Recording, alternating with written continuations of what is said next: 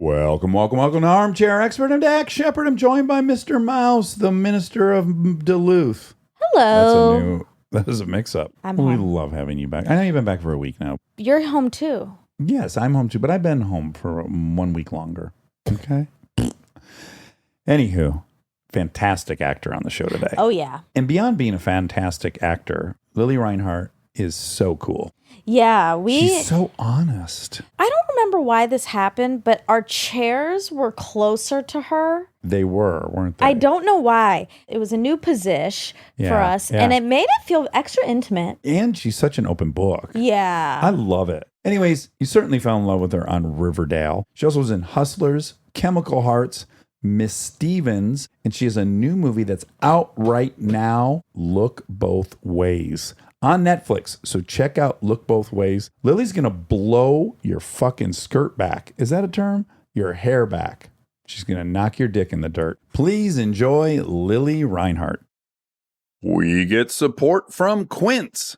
So we've been talking about Quince a lot lately, and as we head into fall, it's the perfect time to reset your wardrobe with their amazing pieces. I think it's so fun to do when the seasons turn over to just spruce up your wardrobe with a couple specials, and Quince is the place. Totally. We're talking organic cotton, Mongolian cashmere, tailored chinos from just $60. Premium fit and quality you'd expect from a luxury brand designer. I love Quince. You know, I like it understated and subtle, and I like stuff that has high quality. And Quince checks all those boxes. I love a lot of stuff from Quince. Honestly, they have incredible premium denim, which is very important for fall. It's pretty much all I wear in the fall is denim. And Quince has such a good selection of quality denim. Their stuff is so versatile, timeless, and built to last that you just grab every single day without thinking. Right. And all of that for 50 to 80% less than similar brands. They go direct to ethical factories, cut out the middlemen, so you get all that quality without overpaying for it.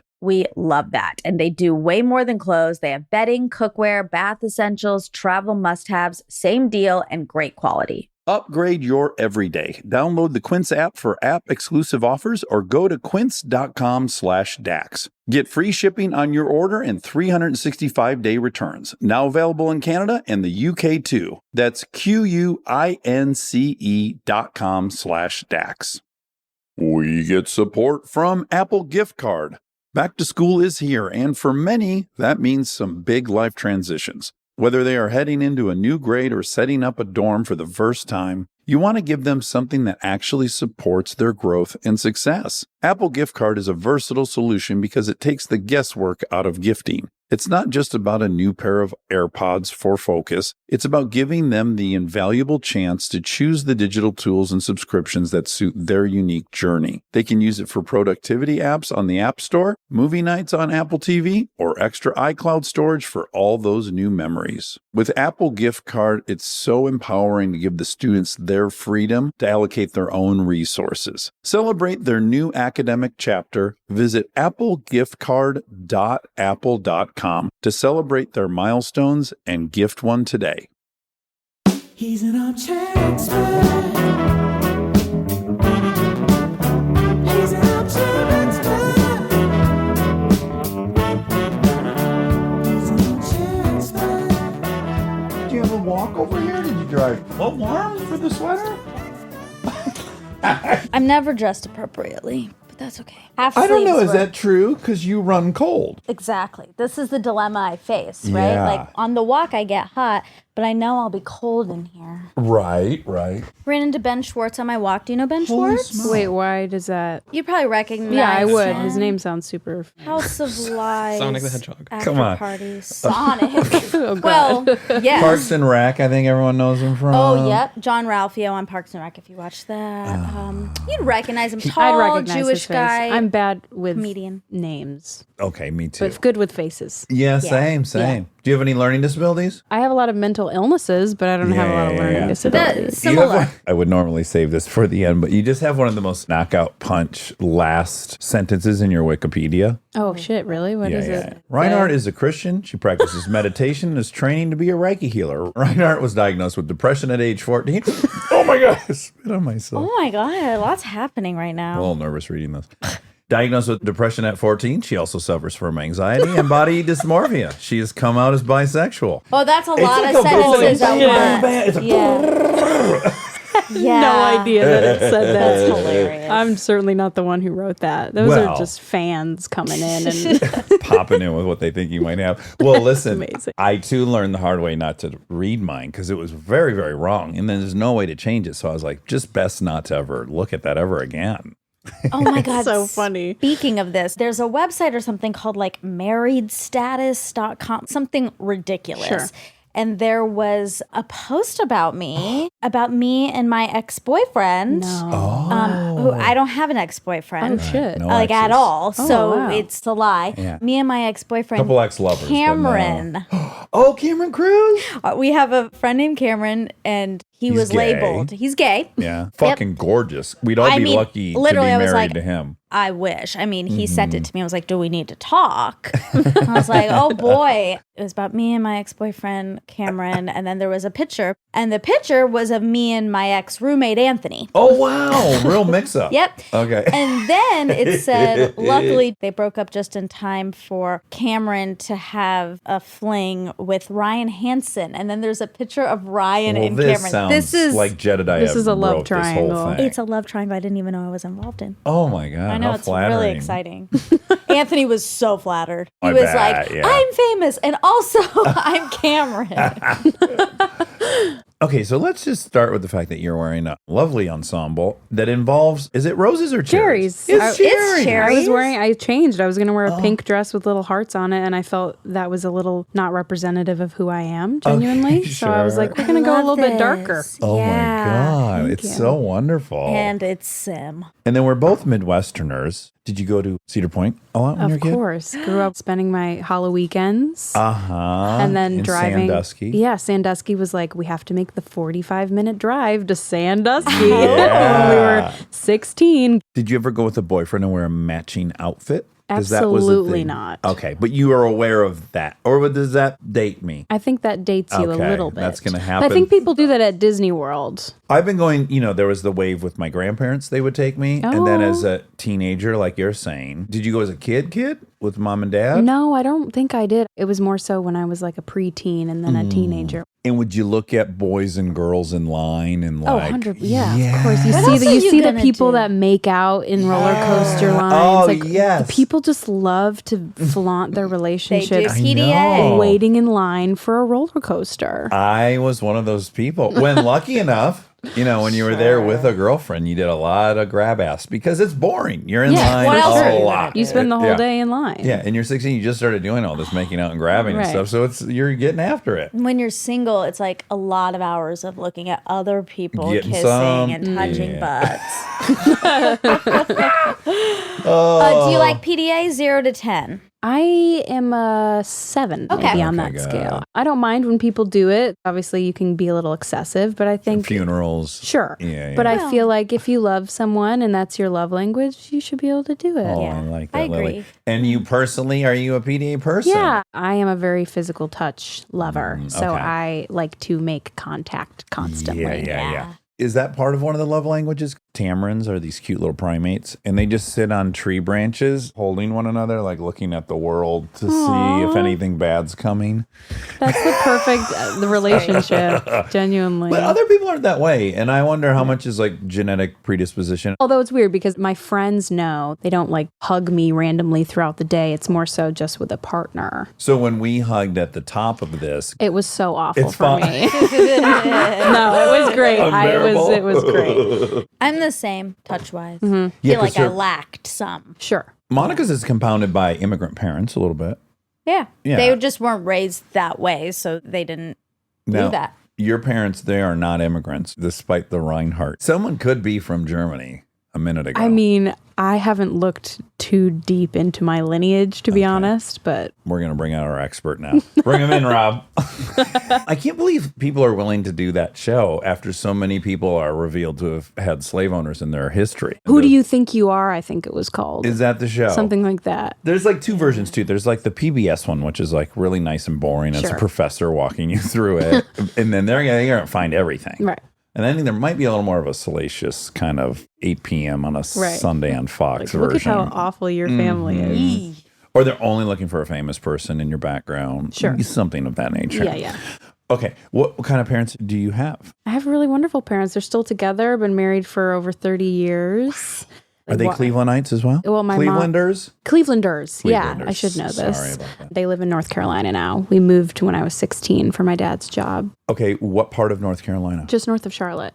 Oh, wonderful. Do you ever get out to Asheville? I've been to Asheville. I've been to the Biltmore Estate. What a place. It's beautiful, you know, Isn't it? has some history that Yeah. we're not proud of, but beautiful place. North Carolina was never my home. I lived there for 2 to 3 years. What ages? 16 to 19. And I was in the middle of my junior year of high school when I Great time to left relocate. Cleveland. Right. But my parents, this was the ultimatum. They said, look, we will wait and dad will do long distance and we'll let you graduate high school if you want, or we can move. And I said, I will move to North Carolina if you let me finish school online because I hated school. Okay. And because I wanted to focus all my time and effort on self-tapes and acting because I wasn't Of course. successful. You did a pilot at 14 somehow? I think I was 12 when I did a pilot. Holy smokes. Yeah, so I was Okay. stepping into the scene, but certainly wasn't making any moves. I was Okay. hustling for a while. This is a good whodunit for me. Your father was employed in the Cleveland area and then became employed in the north of Charlotte area. And I'm trying to think what industries overlap.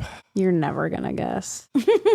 It's just the most obscure, random shit you've ever heard. Okay, that's a good clue. Charlotte's the home of NASCAR. Do you know that? No, but It I don't employs think a it's lot of going to be people. that. Mooresville, North Carolina is the home of NASCAR. Oh, wow. You know that I do know specific. that because we did live there for a second before we settled in the town that they're in now. Was that a rowdy town? Rowdy as in rowdy. Like guys getting ripped, laying rubber. I didn't really go outside.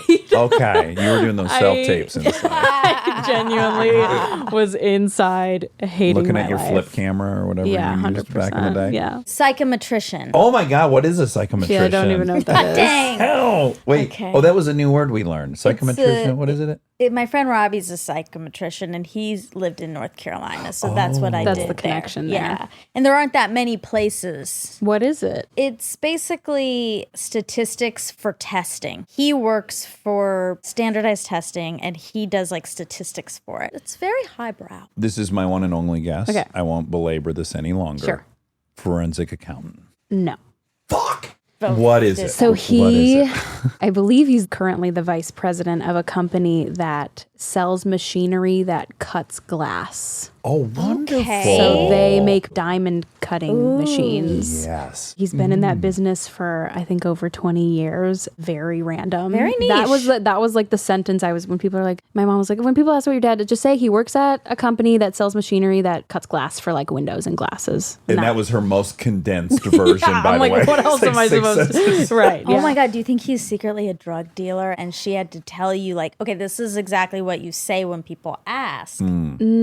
That would be really dope It'd be and a cool. cool story to tell, but unfortunately. Also, the cities don't link up. No, Neither they of those are don't. hubs North for Carolina, Ohio. That's what you think. Those are end of the line. He'd have to be like a street dealer for that. Sure, which is possible. He needs to get further up the supply chain. Okay. All right. Maybe Anyways. he's just doing a good job keeping it quiet. True. Maybe he has another family that I don't know about. Oh, that would be exciting. What did mom do? My mother was in home health care. She's an angel. She has been taking care of other people for her whole life. When I was young, I told people that, oh, my mom used to wipe nuns' butts. Oh. Because she worked at, I don't even know where it was, but The- a nursing home for the nuns. nun butt wiping. Where she would take care of facility. old nuns. Okay. Wow. No, that's a very special type of person. But I have to say this. It's a circle. So on one side, like on the very edge, you have an angel who Yeah. wipes butts. But then like 2 steps to the right of that is Munchausen. Okay. Okay, do you know about Munchausen? I do. It predominantly affects nurses. Most people who suffer from Munchausen are nurses.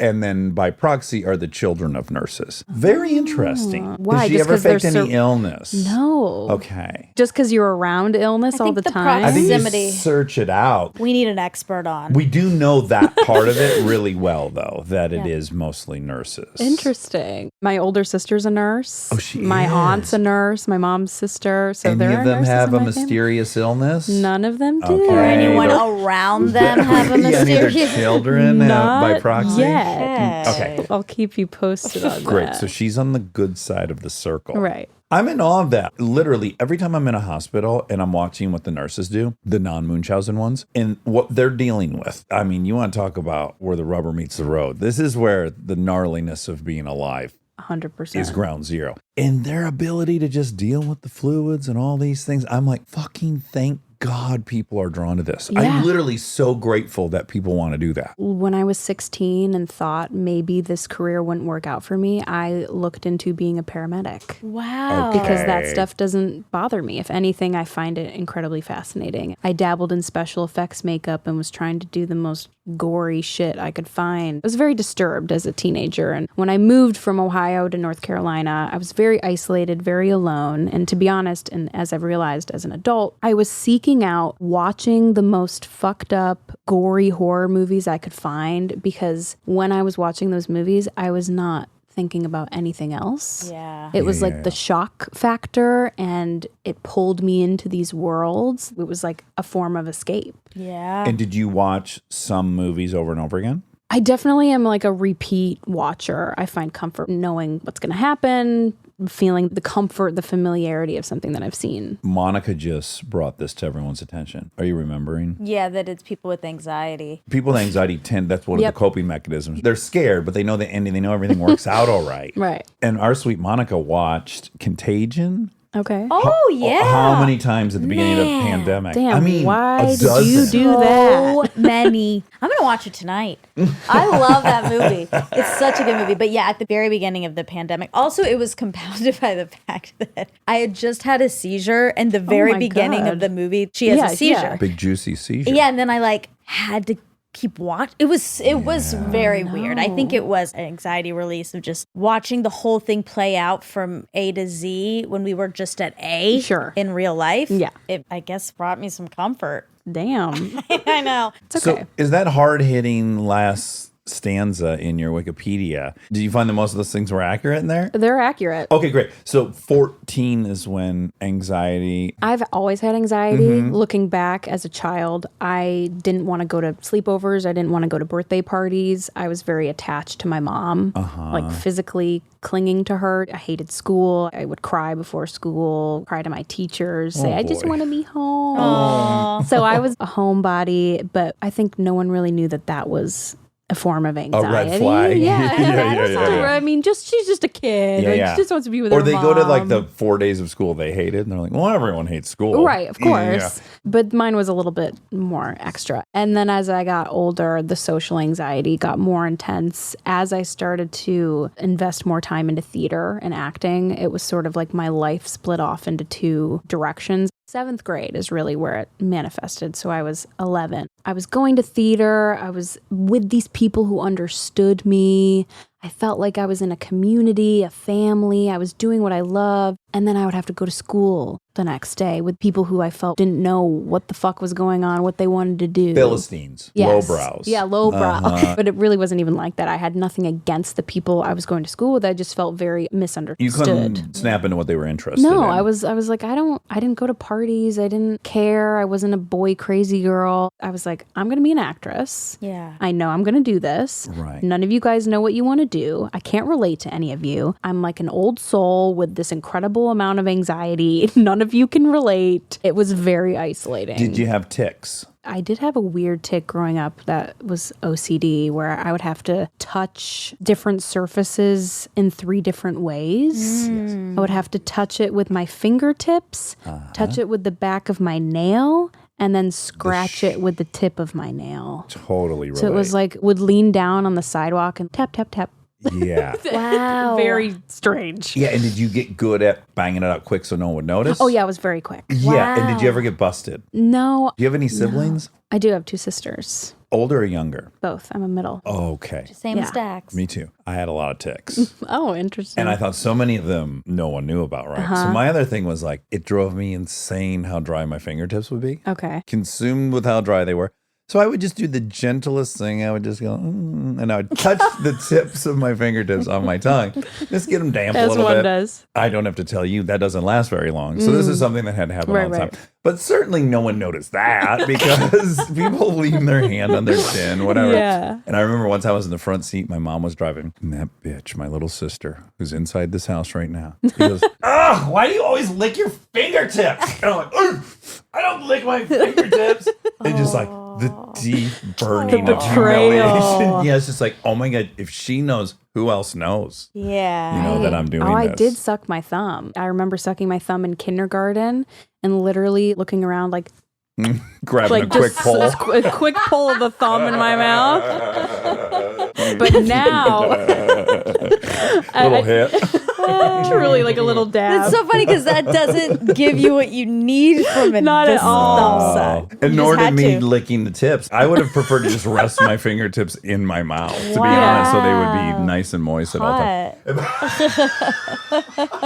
Oh my God. I bet I would have liked that person. If there was a boy in your class that rested his fingers in his mouth, Yeah. it's definitely interesting. Now I have a nice thing where I have to type things. Okay. Oh, I do that. Yeah, a lot of people do. My mom does it, so I know my mom and I are linked. I'll be like sitting in the movie theater watching a movie. A character will say like a very interesting sentence or a word, and I'll just sit there and type it like on my lap. And you're not miming an iPhone, you're miming a keyboard. You're a writer. I mean, I don't consider myself a writer. When you write a book and you put it out in the world, you're a writer. I hate to break it to you. I know it just I got feels. bad news for you. I get it. You but feel fraudulent. You I have do. imposter syndrome. 100%. But let's just agree on the definition of a writer. Yeah. One who writes. Someone who writes. Yeah. Sure. And then even beyond that, a professional writer, one who publishes work and gets paid Yeah. for it. Yeah. So unfortunately, But you know what? I have a lot of mixed feelings about that. what are your mixed feelings? I don't feel proud of what I've published. Really? I don't. Why? I mean, poetry is such a niche thing. I feel like there's a lot of people who write poetry who think they're good at it. Some people are, some people aren't. Well, let's be honest. Of all the genres of writing, the fewest are good at poetry. It's hard. It is the It's I can hard, name yeah. you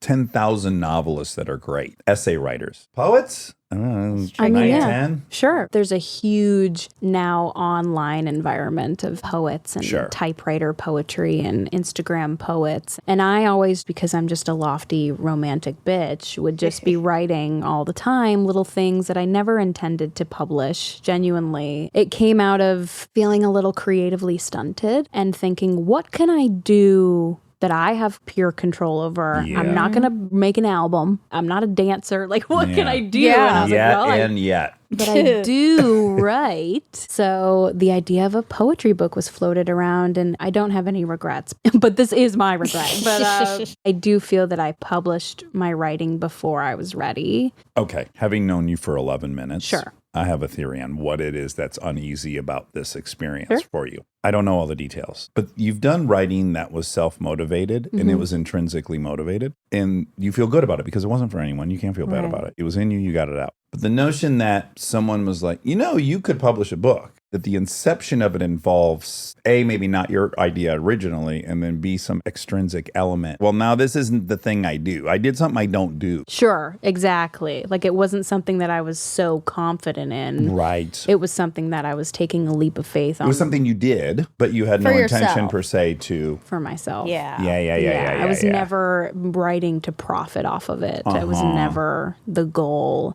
I am a very open book. I like to talk about everything, my mental health, issues in the industry, all the things. But I do feel that when I published, people were linking my poetry to a specific person. Oh, okay. When I you mean, really- mean a character on a show? No, in my real life ex-boyfriend. Oh, okay. And it felt... Cameron?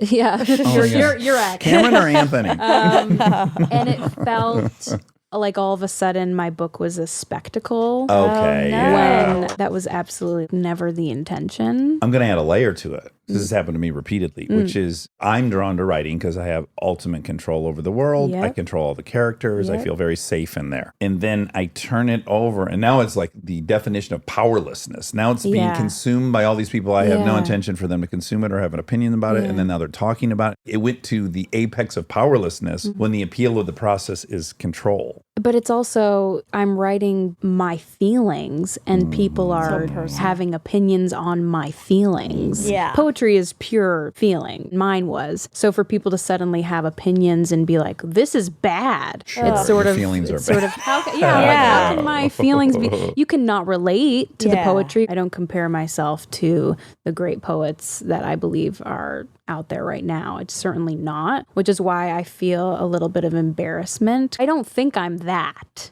Right. You want to kind of scream from the rooftops. I wasn't claiming I wasn't thinking I was this amazing poet. I genuinely just wanted to share my heart. Yeah. Right. And isn't it interesting? Like if you do it online and you have a blog, everything in life is framing. Everything is the story behind it, right? So you can do it on your computer and it's a vlog, or I don't even know what the words I'm saying. Blog, a plog, a poetry blog. Oh, thank you. Are there blogs? I'm sure. Rob, copyright that immediately. For whatever reason, that's not going to trigger anyone, really. I don't think. No. A lot of people would love to be published. Yeah, that's why it's course. jealousy. Yes. Yeah, you we're know, getting there somewhere. were people who were saying she published a book of poetry because she's famous, because she could. She's not the most talented writer. Even that as a burn, I find always curious. They did it because they could. Since when is doing something because you could? Yes, it's so weird. Like, they say this about actors who are like in a band. They're on stage because they're famous and they couldn't. It's like, yeah, motherfucker, everyone wants to be on stage rocking like a rock star if you can. Monica and I will have this argument about our favorite driver in Formula One. She's like, if he's not going to be top tier, I want him to retire. And I'm like, if you can be in Formula One, stay. Yeah. Fucking keep driving a car for a living. That's fantastic. Yeah. I just don't want him to feel bad about himself. You're empathic. Well, I or am a projector. Hold on. Monica's two-time state champion cheerleader. Winner. Winner, chicken dinner. She would not want to go compete and finish 10th. No. No, okay, But yeah. for me, I'd be like, if you get called to states, period. Like, damn. Party. That's healthy. You're right. Okay. All right. I love you. I said it. Okay. You're right. And that's the healthy way. But it's one thing when you first start out, of course. Because he's been great. Exactly. Once you have the feeling of everyone praising you and then winning, to go the other direction is really hard. What's tricky about it is if you let, when you're being admired from being great, infect your identity and your self-esteem, then yes, you should probably retire because you're kind of fucked. You've decided that the interest in you is about winning, which, by the way, that is a large part of it.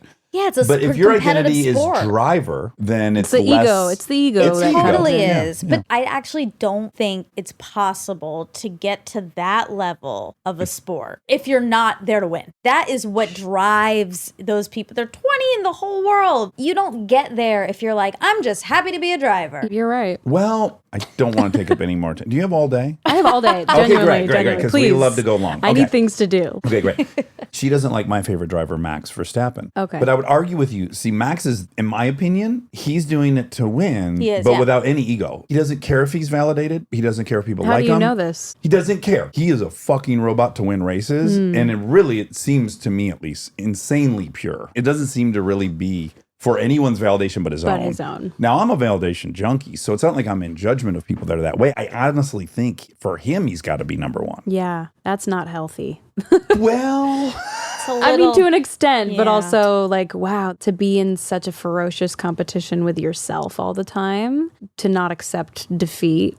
I agree with you on the blanket statement. It's not healthy in that we acknowledge one can't be a winner for their life. Sure. And if you can only feel good as a winner, you're destined to not feel good. Yes. Okay, so that's one component One of it little that pocket. I agree with you about. Then there's another reality, and this is a part of, I guess, me being an AA, which is like, there should be some acceptance of who you are. And so often I think our suffering comes from wishing we were somebody else and then feeling bad that we're not this thing that we've recognized as healthy or good. Like learning to embrace your character defects a little bit, learning to embrace, yeah, man, I'm this way. So on the other hand, it's like, I also wouldn't suggest to someone that's hardwired like Max Verstappen is, well, you should know you're in a losing proposition. Ultimately, you're going to be really sad. It's like, nope, be you. And let's learn to mitigate how bad you feel when the inevitable happens, maybe. But don't try to be something you're not. But then there's also the flip side, because I personally have been dealing with the whole concept of you can be who you want to be. If there is an aspect of yourself that you're not happy with,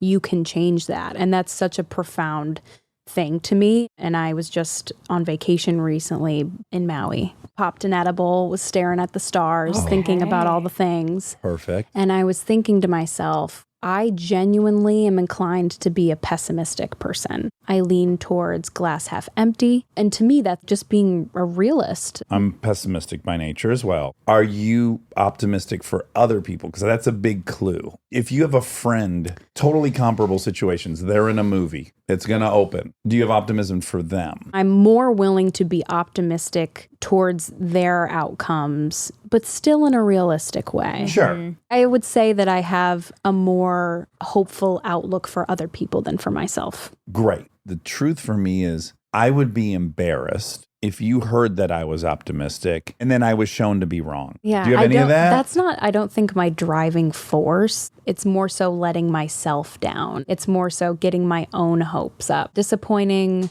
myself, I think, is genuinely what it is. I guess I'm sort of like, would I rather disappoint myself or other people? I mean, I can't answer that question. Yeah, neither. That's a deep, very trippy metaverse question. Yeah. That's a neither, probably. Pessimism could be a way of your brain trying to regulate your anxiety, because anxiety is just not knowing. Can I ask you guys, because you have it, I don't really suffer from it. Yeah. Is it not knowing, or is it foreseeing every terrible outcome, or a combination? I think it's like clinically the not knowing, but it can come across as doomsday, like everything could go wrong, but that's a result of unbalance, unsafety, like what's going to happen, there's no way to know. So maybe the pessimism is if your brain acknowledges, well, it could be the worst case scenario, You're prepared. Yes. So I've very much just this last week going through something personal and have had the worst anxiety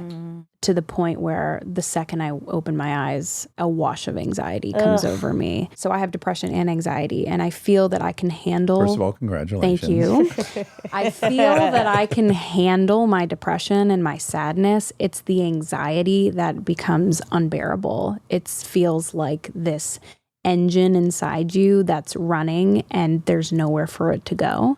And I'm working on this with my therapist. I have a channeler who I work with. What's channeler do? Like As a an energy psychic. source? Yeah. Okay. I call her my life coach because I'm not working this summer. Oh, I sure, am not sure, filming sure. anything. Yeah, I am working. I have my own production company. I am promoting my film, but I am not actively filming something. And I have all this time to myself. And to me, being alone equals loneliness, equals anxiety. And it's been waking up with, how am I going to fill my time? Because if it's just me in my house, I'm going to go fucking crazy. And it's a matter of doing that whole, who am I outside of work? Yes, of course. Because I am a workaholic and I so have put my identity as being an actor. That is my Yes, identity. yes. Because it's what fuels my soul, makes me happy. So what other aspects of life make me happy? Yeah, you have to find And it. I don't want to be, I'm 25. I don't want to look back on this time and say, I was just sitting around having anxiety when I could have been doing this, and this. Yes. Yeah. I know that I can be using this time to further enhance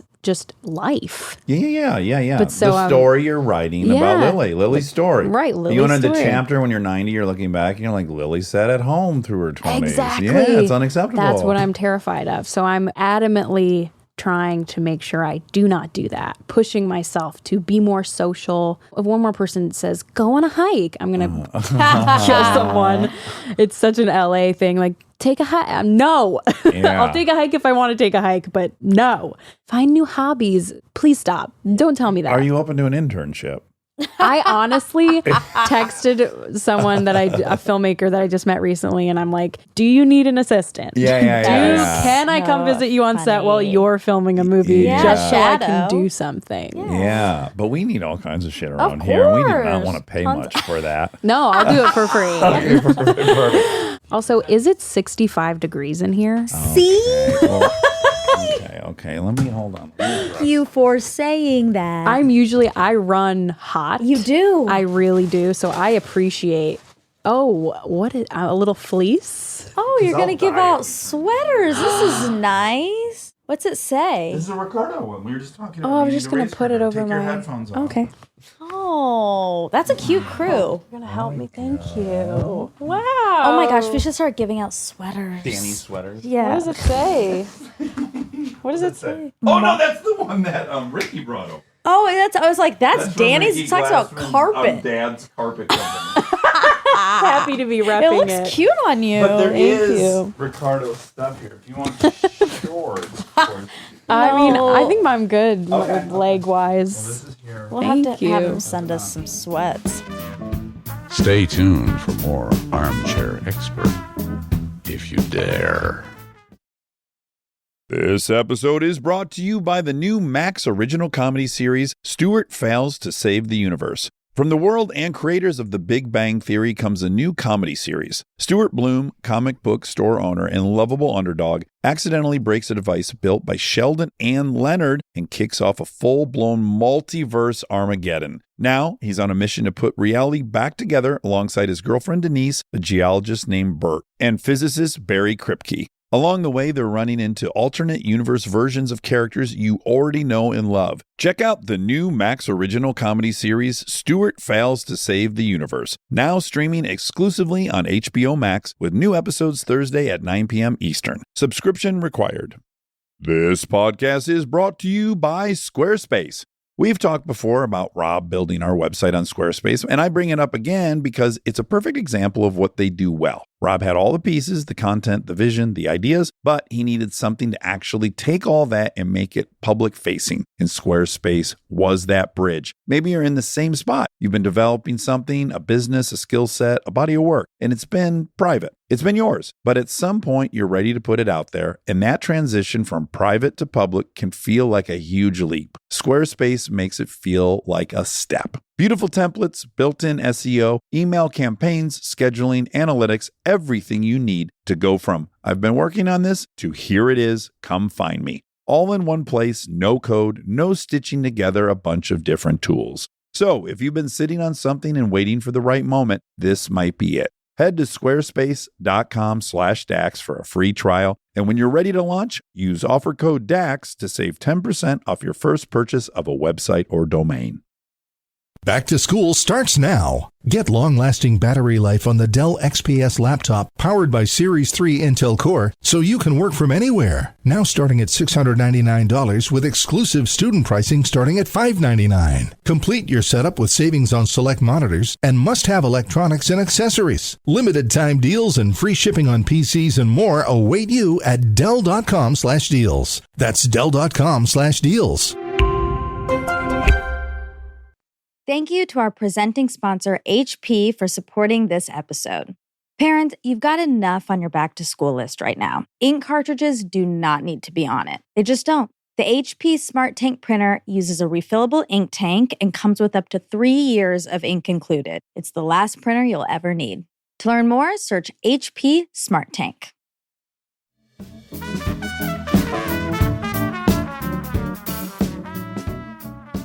Okay, we just had a guest on, an expert. I don't have it at a crippling level. Mine always manifests itself at night. I can't sleep well, and I'm ruminating on these things, generally whatever the dream was about. But if I sit with it long enough, and it happens for a few days in a row, and I dedicate the time to it, I can chase it to what I'm actually anxious about. That's the hard part for me, is like, it's just a feeling.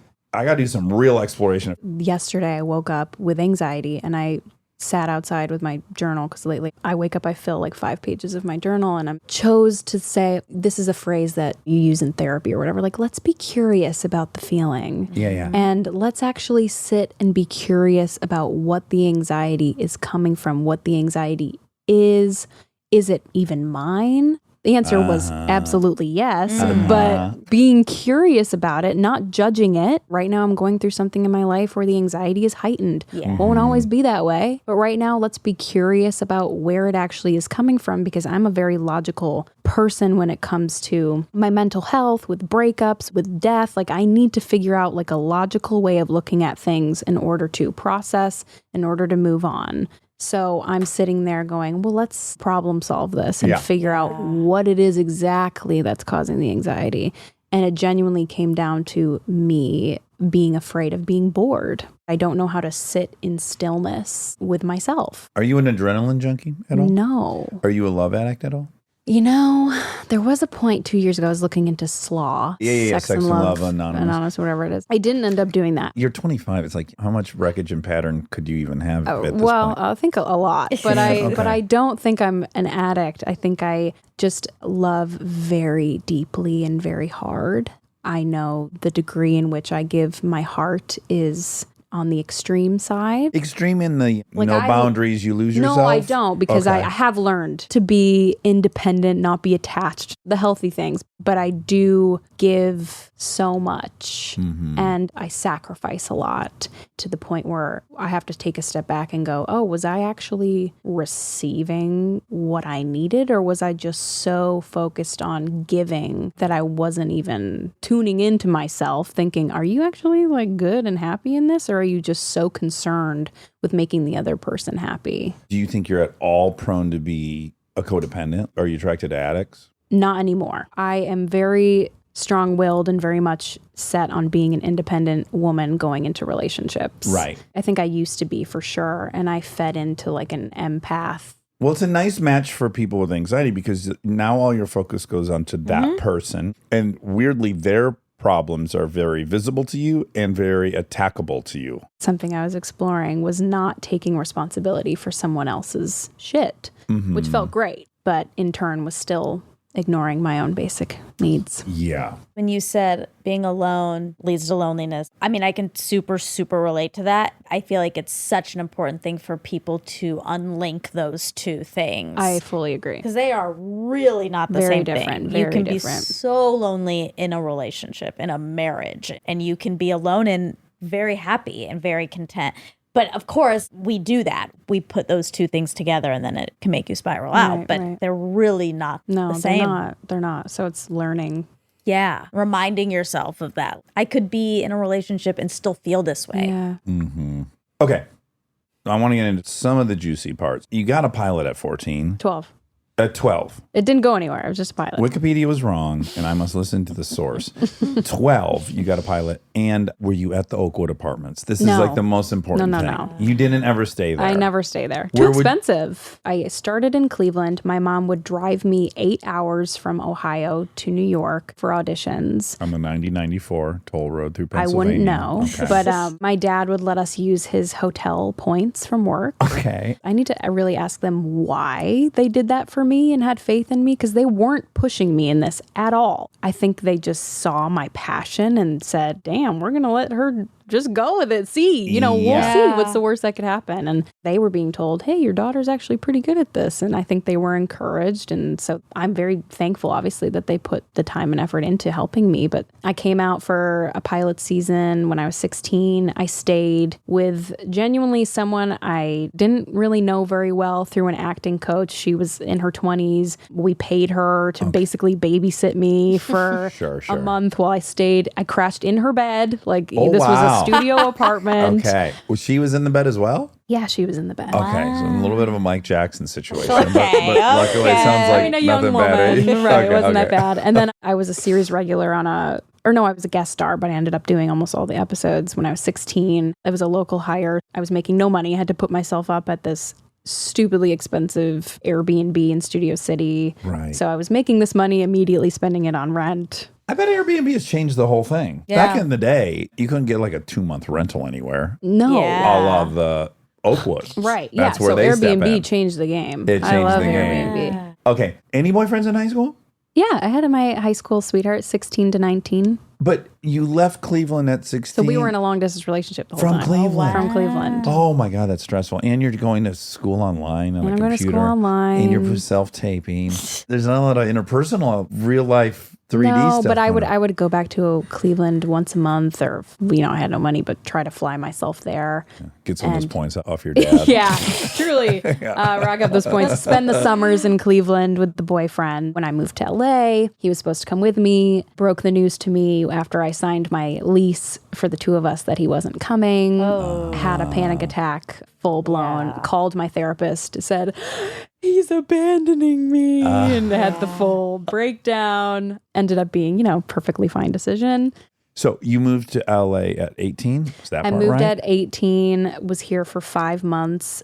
So miserable. I had no one here. No family, no friends. Was staying in downtown Burbank. I was sharing a 3-bedroom apartment with this woman and her son, and then a woman and her daughter. Oh, boy. This woman and her son, out of a nightmare. Genuinely out of a nightmare. Oh my God. I have this woman's phone number still, and I'm like, what can I do with this information? Yeah, tell me what version of psycho she was. I mean, it was the most passive aggressive. Lily, there's been a fork in the sink for 5 hours. I believe it's yours. Oh, wow. Okay. That kind of situation. And it doesn't sound that bad, but it really was. Yes. She had 2 dogs that she would never let out of the apartment. I'm like, these dogs are shitting and pissing themselves in her bathroom. I was like, do I need to call animal control? Oh my Right. God. I would hear her running lines with her son at night, and the way that she talked to her son, it was How old just, was the son? he was like 12. I got out of there. Did you find it on Craigslist? My mom and I found it through a blog, like this Hollywood mom blog or something. Ended up moving to a beautiful Spanish style house in the hills at the end, at the bottom of the wow. hills. Oh, my. I had one room. I shared a bathroom with like 5 people. I basically sat around in my room all day waiting for auditions.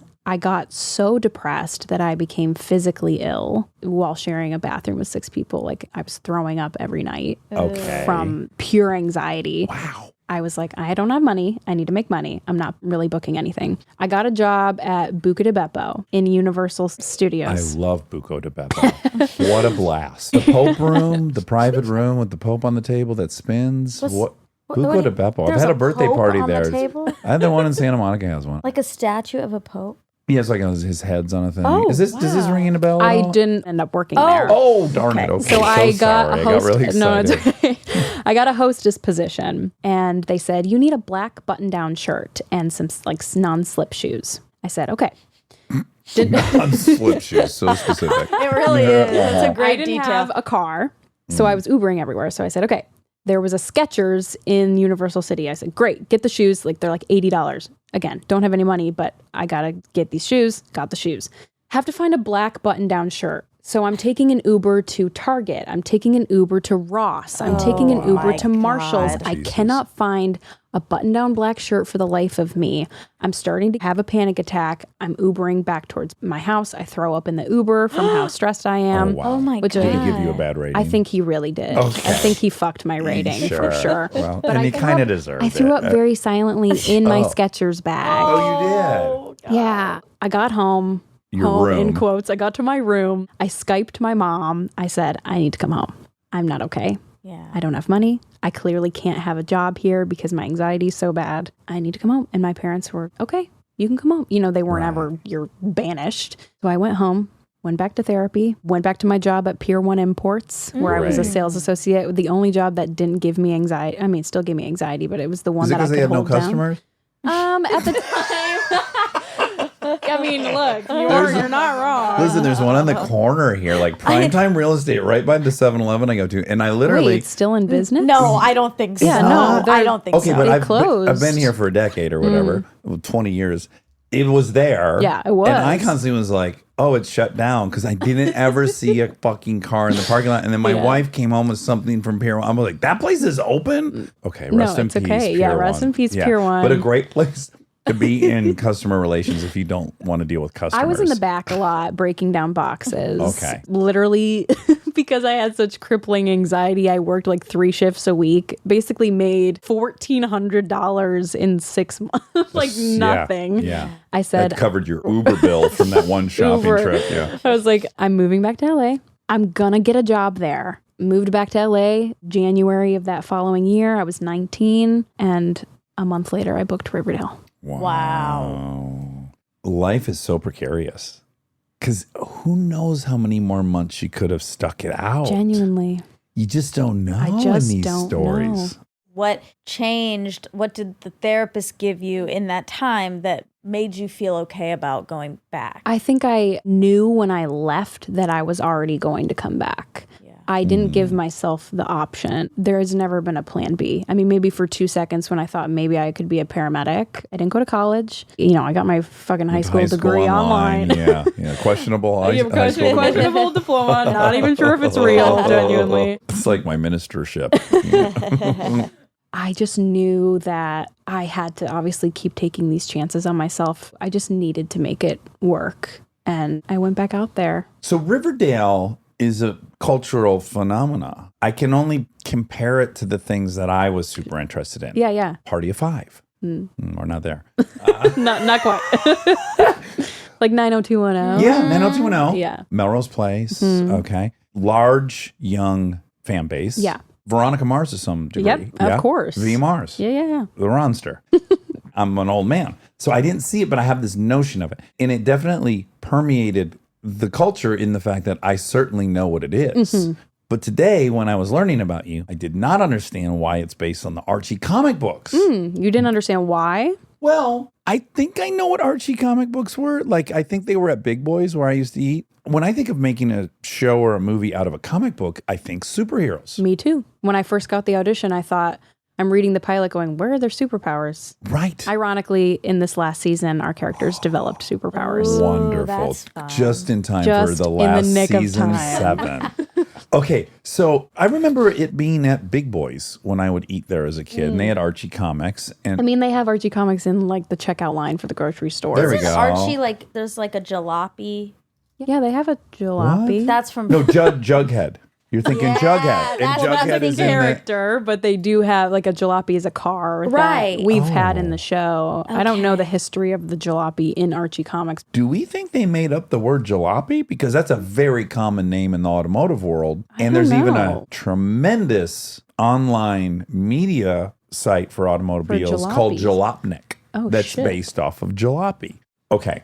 When you get the show, your expectations are what? I didn't have expectations. I sure as hell hoped to God that it took off just so I could be a working actress. Yeah. But I really didn't know what it was going to be. I loved the pilot. I thought it was a really beautiful idea for a show. It was fun. I loved the people that I was filming with, and it was all just very exciting and it was the unknown, but an exciting unknown. But I have to imagine that even when you were modeling out best case scenario, like, fuck, maybe this thing will run for a few years and I'll have a steady paycheck and some Yeah. insurance. I doubt you let in the notion of, I'm going to be really famous in a minute. And I still do not consider myself. But to my knowledge, you have 28 million followers. Yeah, but to on me, that doesn't Instagram. equal fame. Why Oh, not? interesting. Let's I talk don't about know. that. I just What is fame then? Even if you're in your worst, most pessimistic state of mind, how many people are accidentally following you that they think they're following Lily Tomlin or something? to me, it's not even real. Well, that's healthy of you, but there is like an anatomic reality to life, which is 28 million people, But and I some think mix half of bots. I maybe think some there's a bots. lot of How many do you think are bots? millions. Millions? I mean, maybe. Okay, let's say even 1 million Sure. are bots. That's still 27 million people. Yeah. And then a couple Lily Tomlins. This That's is- 26 million. Some of the most famous people have very shit Instagram So followings. listen, I agree with you, and I always make this argument to Monica. We get in fights about it, and I'm on your side of the argument. But for the sake of this now, I'm going to be on her side of this argument. Okay. There's a lot of people on earth who want to know what you're doing. That's what Instagram is. Kate Winslet, she's one of the most famous actresses of all time. She's not going to have that kind of following because I'm not sure everyone's interested in what she's doing every day. They want to see her movies, they want to do that. But fame is like, I want to see her on the street. I want to see what she's wearing today. And you have that. I think fame to me is more having the respect of your peers. That's That's success cachet. and notoriety. I guess that's not even true because I know there's people who are mega famous that aren't Respected. talented. Yeah. Sure. Yeah. And then there's some hybrid of both. You've got like Leonardo DiCaprio. He's got both. Everyone thinks he's great and he's worldwide sensation. But yeah, I would say your choice would be cachet. You would like to know that Sean Penn's at home going like, my What's God, Lili Reinhart this doing? gal blew my mind in this. Yes, Of course, we would course. trade that. Yes, we would trade that. But again, that's ego too, right? We'd have to admit. I had this enormous chip on my shoulder because I got famous on a show called Punk'd, and it was a reality show, which meant I wasn't an actor in my mind. And every interview I did, I had this chip on my shoulder. And when they would suggest I wasn't an actor, it was a huge thing. And I really just want to distance myself from the whole thing. It's literally not until now, 20 years later, where I'm like, that was great. I was in this cultural phenomena. It changed the lexicon. How fucking cool. Yeah. And I had nothing to go with. It was literally go. And we made a show on the spot. But I'm talking 20 years later and a lot of validation. You're right. Was there a part of you that's like, I'm known because I have a show on the CW? There is a negative connotation that comes with that. I do feel at this point that I have a lot to prove. I am the first person to say that my show has given me what I have. I have a huge fan base. I have a home. I am financially stable. I fully recognize that my show has led me to where I stand now. I know it's a wild success. I know that people knew Veronica Mars was a show that was on multiple years because there were billboards. Was it a teen sleuthing thing? You know, on her worst day, maybe she thought so. Was Punk'd a stupid reality show? Some people thought that. Some people were just like, oh, that dude was on something that broke out, so he might have something. Your peers think you've had success, which is almost impossible to have in our business. And that is cachet. I will defend Riverdale because of what it means to me for all of us as a cast who spent almost our whole lives in Vancouver filming it. Yeah. Yeah, of you've been up in course. Vancouver for 6 years, huh? I have. Oh, man. Beautiful city, but we like Southern California, don't we? We do. I enjoy my home here. And again, it's a lovely, lovely place. But I imagine you can feel like you're just pushing pause on your life for 9 months I because am. it's not where you live. It's not where I live. I Yeah. have no family there. You I have hate Canadians. Fucking hate them. no. That's the Everyone loves headline. Canadians. yeah. It is pressing pause on all the other aspects of my life while I'm there. So it has not been easy. It has not been an easy 6 years. I think people know that. I'm very excited to see what my life looks like after When do you start back up for season 7? October. How many episodes a year do you guys do? We do 22. Oh, baby. People don't even do that anymore. No, they don't. 22 episodes is the last of its kind. Good no luck. one's doing that. That's it's horrible. well, it's unsustainable. Yeah. Yes. The last thing I wanted to talk to you about, because I relate deeply to it. I heard you talking. It was at some kind of cosmopolitan something. You had that incredible earpiece Glamour. microphone. Glamour. There we go. It was like a TED Talk microphone. It was intimidating. Yeah. I would have been intimidated. Okay, so I relate to body dysmorphia. I so relate to checking in with a mirror a couple dozen times a day to see what's happening on a micro level, what's happened in the last 2 hours. That's made my body change. Yeah. It's madness. My whole life I've done that and can't see myself. And I also relate deeply to not feeling like you're allowed to be honest about that because you're objectively attractive by a lot of standards. They don't make people leads of TV shows generally that you can't look at. And then I'll also just point out, not to throw him under the bus, but Mickey Rourke, who was one of my favorite actors growing up, he's such a fucking powerhouse and objectively one of the most gorgeous guys to ever be on film, completely augmented his face. I only point that out to say, you can be as gorgeous as one can be and hate how you look. It doesn't bear any relationship to reality whatsoever. We're all insecure as shit. Yes. Genuinely, I don't know if there exists a person who just isn't insecure. He told it on here, so I don't feel bad repeating it. But Bradley Cooper, when he got Sexiest Man of the Year, truly believed it was a bit. He just couldn't accept They're it. fucking with me. He says, and maybe he did, see that the Today Show was going like, are you kidding? What? This isn't right. It's madness. It is. Yeah. Have you made any headway with it? Oh, man. The last 6 months have been actually the worst of it. Oh, it has. Yeah, it took a very large turn for the worst to where I was started to be a disordered eating thing. Okay. Do you know what kicked it off? Are you clear on what kicked it off? I started to gain weight just because you were pregnant. because I was pregnant. No, I just That's the headline. Yes. I just started to gain weight naturally. I was eating like shit. Like it just naturally started to happen. I was reaching an age where your body was like, you can't do that anymore. Yeah. So Normal. We're not burning at Normal. 3x anymore. Right. Yeah. And so it felt like I couldn't get a handle on it. I was also simultaneously filming my show, so I couldn't take a pause and go figure this out and then come back to it. So it felt like I was going through this deeply personal thing with my body in a very public way. And that was what was so hard to navigate. I was going through these obsessive thoughts about my body, about what I was eating, about all these things, and I couldn't do it in the privacy of my own home. I had people staring at me. I would just feel awful about myself after a fitting. I would text my mom immediately. I was seeing a trainer. I was trying to eat better. I was doing everything I could. It was obsessive. But it also just felt really sad that I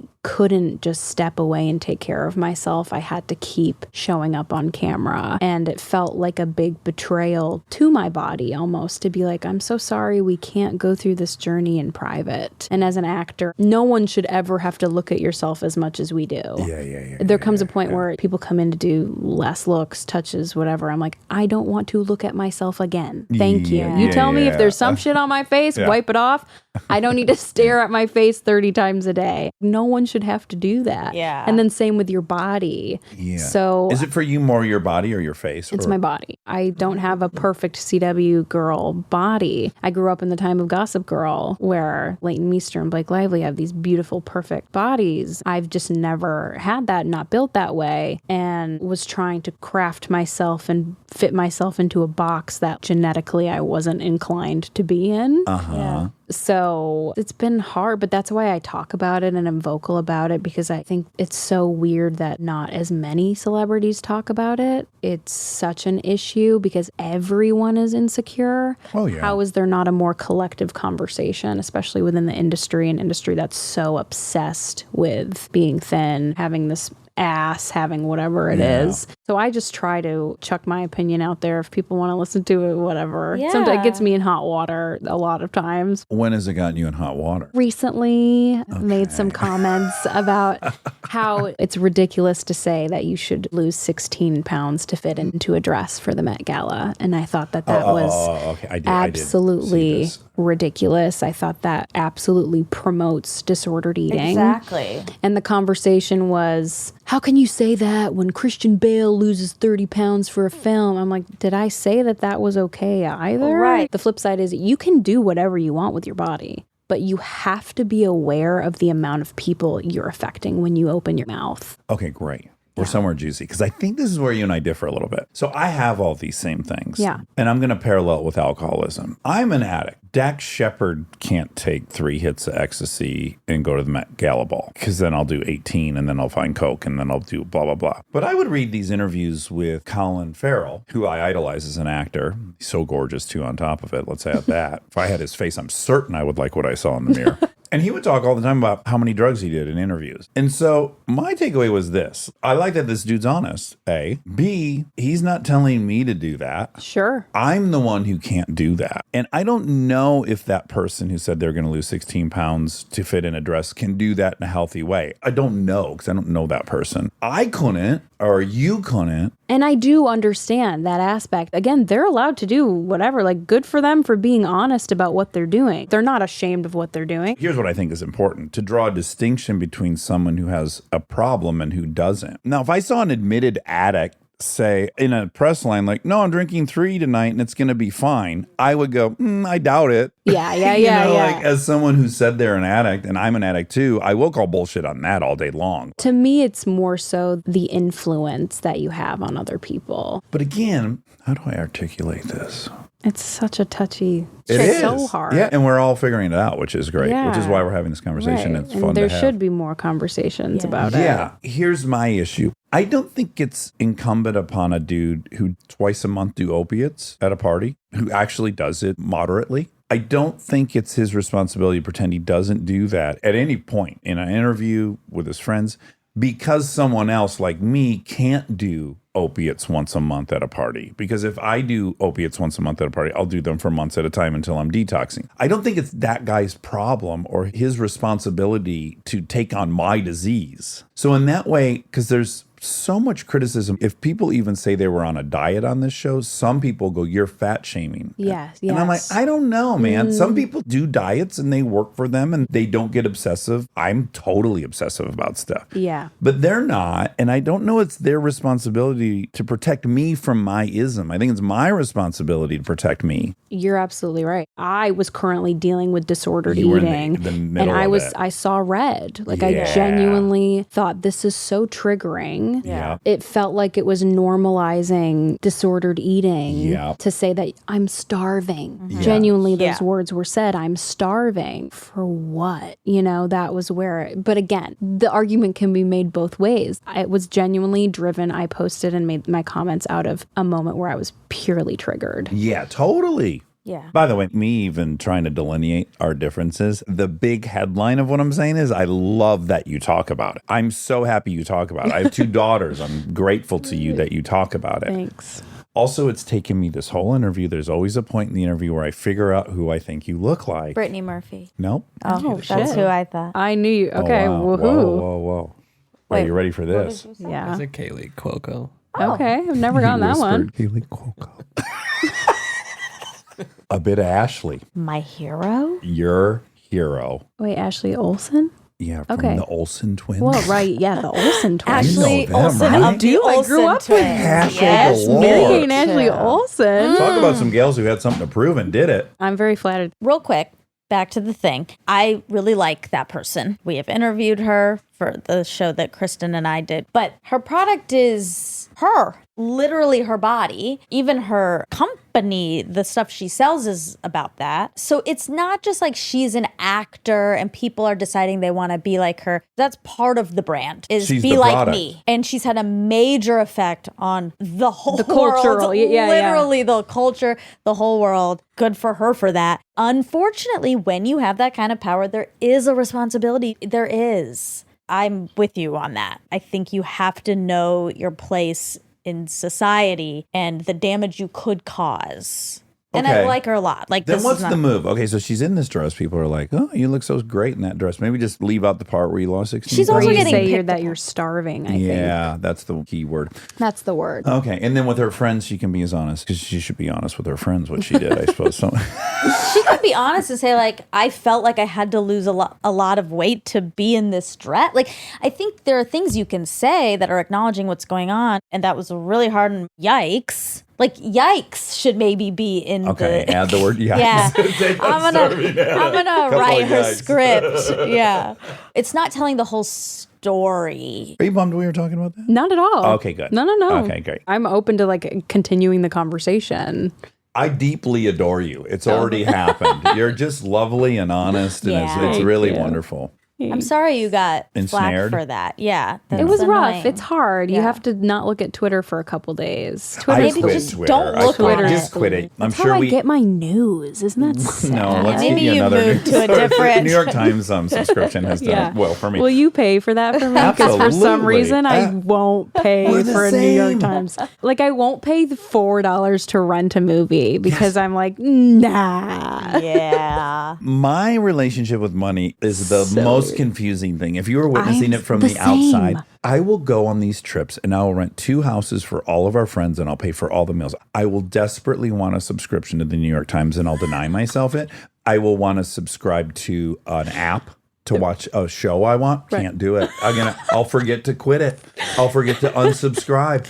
Not gonna know. do it. And I literally go like, if I have this app for the next 12 years, it won't be the dinner I'm happy to pay for everyone. What is going It on? is weird. I know. What do we I'm think it exactly the is? same way. So I with will that- become broke if I pay for Peacock. Yes. Great Like, example. that's what's going to tip me over the edge. Stay tuned for more Armchair Expert, if you dare. We are supported by HP. If you're a parent or you know one, like I do, or you can help take care of kids, you already know what August feels like. It's not summer anymore, it's the pregame. The supplies list, the forms, the "we need this printed by tomorrow" texts that come in at 9 p.m. And I say this as someone who's been on the receiving end of those texts in a former life. You're ready to help, and then the printer says no, out of ink, blinking at you, useless. It's such a small thing, but it will absolutely derail your night. So when I heard about the HP Smart Tank printer from HP, America's most trusted printer brand, I thought this is the kind of thing that actually makes life easier, not in a big flashy way, in a one less crisis way. Instead of those little cartridges that run out the second you need them, the HP Smart Tank uses refillable ink tanks, and it comes with up to 3 years of ink included. 3 years. That's 3 back-to-school seasons without the cartridge panic. HP can't fill out the forms for you, but they can make sure the printer is never the reason you're up past midnight. Search HP Smart Tank. This episode is sponsored by BetterHelp. You've heard us talk about BetterHelp for a while, but I don't know that we've ever talked about how much people love this service when they use it. BetterHelp has an average live therapy session rating of 4.9 out of 5 based on over 1.7 million client session reviews. And you can check out the reviews yourself at betterhelp.com/reviews to see how much they love BetterHelp. Knowing that kind of service feedback from real people speaks for itself. I'm a huge proponent of therapy, as we've talked about before. I've learned so many things about myself that I believe truly only an outside, objective person could help me come to. BetterHelp makes it easy to get started. Answer a few questions, get matched with a therapist based on your needs, and switch therapists at any time if it's not the right fit. See the reviews, see what stands out, and see if BetterHelp is right for you. Visit betterhelp.com/Dax. That's betterhelp.com/Dax. This episode is supported by Helix. So I've had my Helix mattress for a few years now, and I still love it just as much as the first night. That says a lot because a good night's sleep is very important to me. Sleep is everything. And what's great about Helix is that it's not a guessing game with finding the right mattress because they have over 20 models, so you can find the one that actually fits how you sleep. And with that summer heat upon us, Helix has cooling upgrades that can get you the best rest even on hot nights. I have a Helix Midnight Luxe mattress. I really like the level of firmness it has, but that might not be right for you. They have so many options, and you just go take the quiz, and it is perfectly matched for your needs, which is incredible. I also highly, highly recommend the cooling upgrade, especially in the summer. It makes your sleep so much better. If you're still tossing and turning on a mattress that's not working for you, just trust us on this one. Go to helixsleep.com/armchair for 20% off site-wide. That's helixsleep.com/armchair for 20% off site-wide. helixsleep.com/armchair. We are supported by Auto Trader. All right, if you've been putting off car shopping because it sounds like a whole thing, buying your car online on Auto Trader makes it way easier, really. You can shop tons of cars online, compare prices, check financing and trade-in options, all from wherever you are. And if you want to start online and go to the dealership for a test drive, you can do that too, really. What I like is the flexibility. Start online, finish at the dealer, or the other way around. Your info stays with you, so you're not starting the process from scratch. Plus, you're working with local dealer listings, so you've got real people helping behind the scenes. And when you're ready, you can pick up your car or have it delivered. Really. Buy your car online on Auto Trader. Really.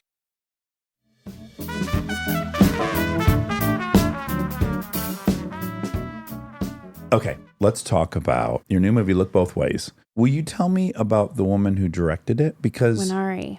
she's an important director. What's her story? She's like an African director. Yeah, I believe she was in Kenya. When we first were meeting about the project, our Zooms were at like 8 p.m. my time, which I didn't mind at all. But she's a filmmaker. Right, she's been nominated. She's a respected woman in the industry. And to have a woman like her come on to what generally is seen as a rom-com was like, wow, we're really going to make something here. Yeah. And so So we were very honored to have her. And I so loved working with her. We filmed in Austin for the most part. COVID wasn't bad at that point. So we went out on the weekends. I'm not a night owl, but I was staying out until the sun came up and then some. It was so fun. Just had the best time. Rented a boat. Did you go by a little place called Hippie Hollow where it's nude sunbathing? No, but I went to a nude beach in Maui, and that was such an adventure. Maui's dangerous because there's a lot of paparazzi there. I was very conscious of this. I was Right. like, I am not going to be naked. I took my top off for like a second. And then I was like, sun 'em down I'm a little paranoid. bit. Yeah. But this man on the beach, fully naked 70-year-old man. All the people on nude beaches are old. A very old naked man kneeling spread eagle in front of me, trying to say, like, we're trying to save this beach. The police come and shut it down on the weekends, but he is just fully kneeling, like his ass is spread. Oh, wow. Oh my God. That's my- Anus. And I had my sunglasses on, but you can bet every 2 seconds I was Of glaring down at his 70-year-old penis in front of my face. Yes. Yeah, they get saggy. And I truly said, this is a moment I'll never forget. Yeah, and that's true. So I wish I had that experience in Austin. Regardless, still had the best time. Okay, so you get down there, and the movie is about, weirdly enough, we're doing a podcast that's a little bit similar in concept. So there's a night, is it your graduation night? Graduation night. And we play out 2 paths of your life really quick. I'm of the opinion, if you asked everybody, like, what year in school did you figure out who you were? And then further into that, I would say, like, what year did you stop acting out the story that you were given and started writing your own shit. story? This is a very fun question for me. I love the idea of this. I have my story, mine's 7th grade. Do you have a year where you're like, I'm now writing the story of Lily's life? I feel like I'm doing that right now. If you want to look at it from when I was 12. And you can change the story. That's fine. Sure. It's And just when because I was choosing Yeah. to pursue this thing at a Yeah. very young age. But right now, on a more philosophical, emotional, who am I as a human level, I feel I'm at this road where I'm like, I'm going to figure out who I am Yes. outside of being an actor. Right. I hate to say this to you. Let's acknowledge the societal pressure on women to have kids. Let's also say, as someone that has wrestled with all the things you've brought up today, one act cured all of it for me. Virtually cured all of it for me, which is having a kid and then finally going like, oh, Well, thank meeting God. your person. No? No. Oh. It didn't cure the existential crises of identity for me. I know I was scared to let go of all my selfish desires, but just prioritizing one thing in life beyond Dax's story was a huge relief for me. I've been thinking, like, do I need to have a kid to give me something to do this summer? I mean, the answer is This no. summer. I'm going to say no. Do I need Until to you get your just next job. pop one out just to give me like purpose? Sure.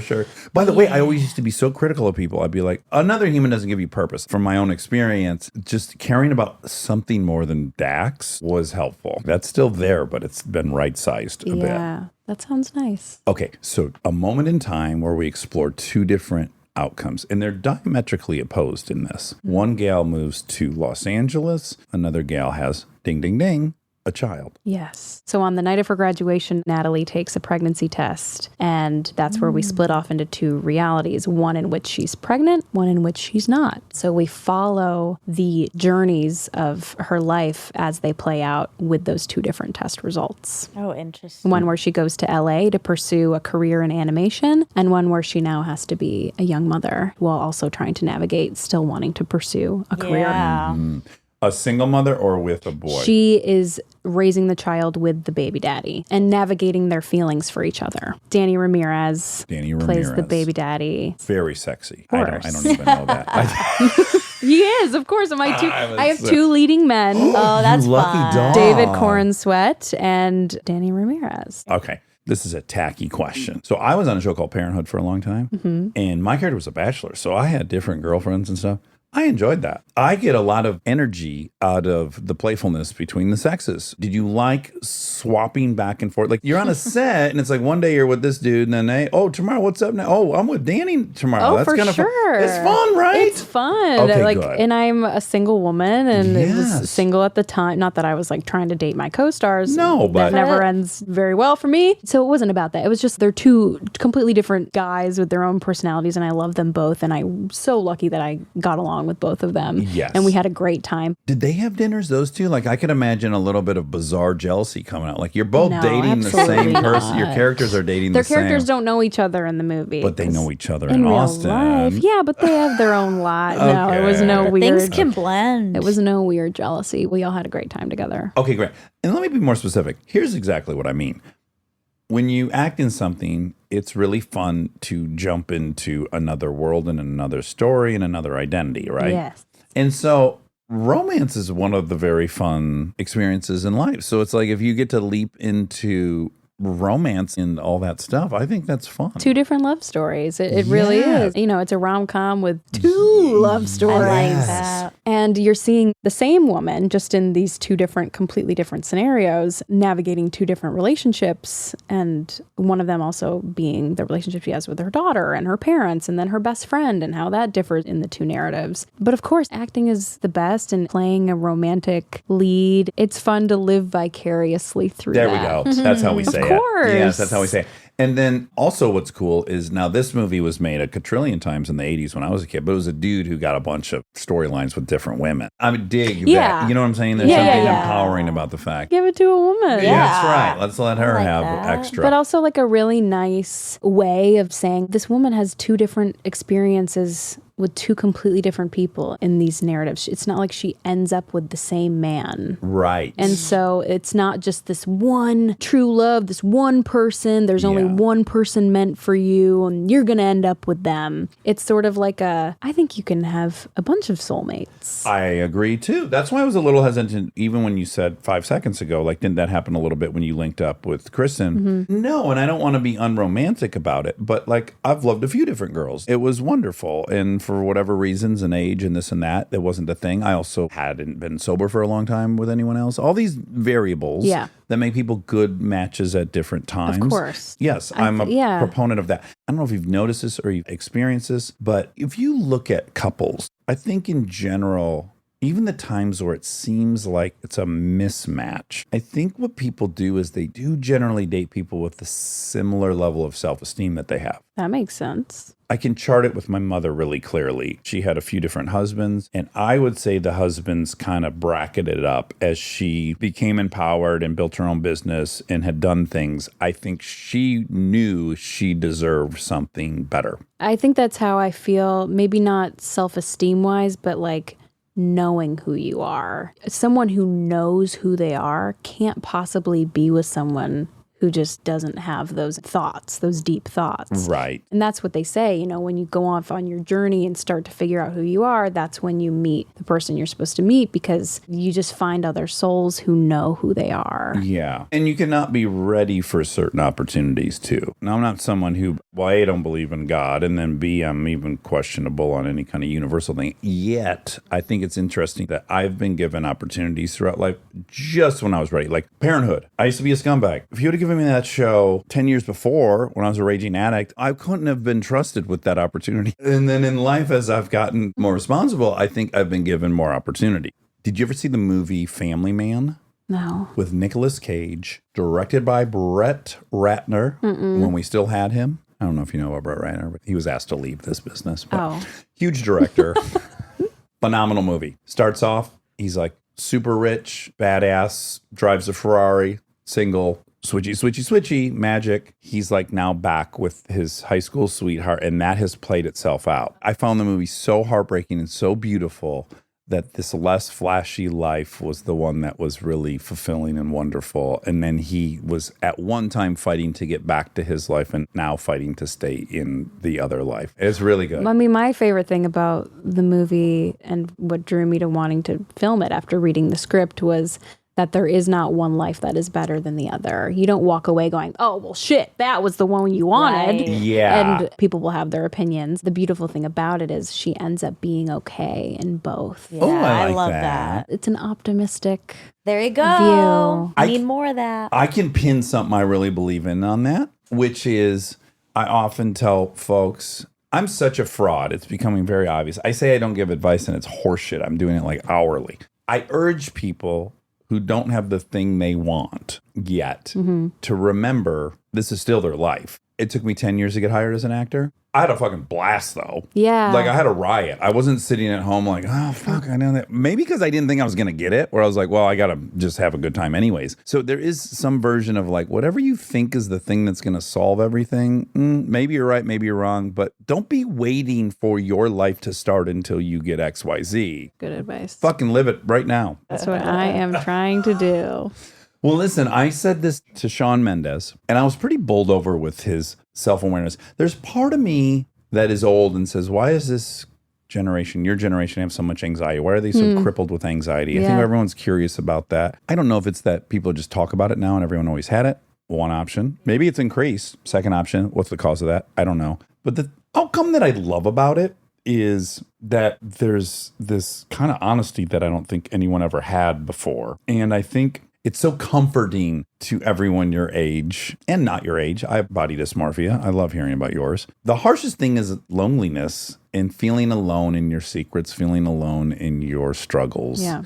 And so as much as I'm worried about the high level anxiety, I'm also really oddly optimistic that increasingly people are willing to be at the peak of where you're at for your age and all the things and lots of success. And also being honest throughout the ride. Yeah. I like it. It's a really nice movement that I agree. You're among the people pushing it forward. I hope to be. You are. Yeah, you Oh, are. 1,000%. I can reread you the My Wikipedia. your Wikipedia. I mean, it gives it all to us right It there. really does. I'm someone who just needs to talk about it. Yeah. That's how I process. That's how I put the pieces together. I love just having conversations about, like, let's have an existential conversation. Great. Yeah. Let me like go through an existential crisis with you in the room and let's get to the end point together. Yes. And I would hope that as time goes on, more and more people join the movement of just being honest and talking about these things. Yeah. And it doesn't spare anyone. Back to the you're not entitled to have these feelings because you're attractive. Reality's not in the mix in any of it. Your feelings are justified because you're feeling them. Yeah. Exactly. Doesn't need to be anything more. You said it Than much that. better than I Perfectly, could. yeah. Okay, look both ways. I'm very excited to see it. And I'm very glad that you got to work with the director, women in charge. Women. Yeah. Woo-hoo. Such a pleasure meeting you. This has been so fun. I could talk to you for 7 more hours. Me too. So fun. Thank Thank you you for guys. coming. Look Thank- both ways on Netflix. August 17th. August 17th, Netflix. Look both ways. I hope it's a ginormous success. Thank and you. get to walk in and put together whatever thing you want to put together. And then find out you feel the same way. And then come back and we'll talk about Yeah, that. let's and do put that. together something else. Yes. All right. So great meeting you, Lily. You as well. And now my favorite part of the show, the fact check with my soulmate, Monica Padman. We get support from Skims.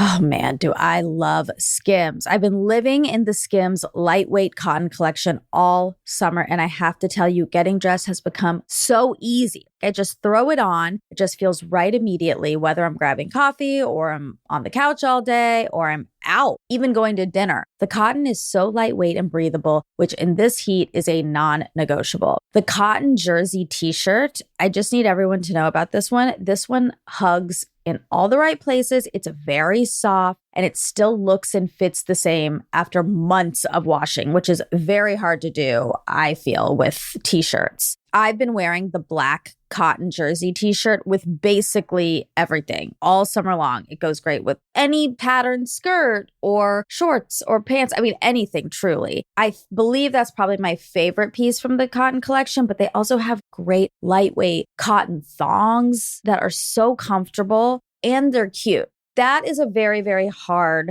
mix to achieve, especially with undergarments. I feel if you can find some that are cute, but also comfortable and do the job, that is a win. And Skims has really, really figured that out with the lightweight cotton collection. Shop Skims Cotton and all of my favorite pieces at skims.com. After you place your order, be sure to let them know we sent you. Select podcast in the survey and be sure to select Armchair Expert in the drop-down menu that follows. We're running. We're rolling. Rolling. Okay. Okay. So we're going to start off with the grievance. Oh, right. Is that the right way to start, or should don't I know. ease it in the middle? What would Okay, you- I'll start. I'm afraid I'll forget again. No, I want to start with something else. Okay, perfect. You're wearing another pair of pants.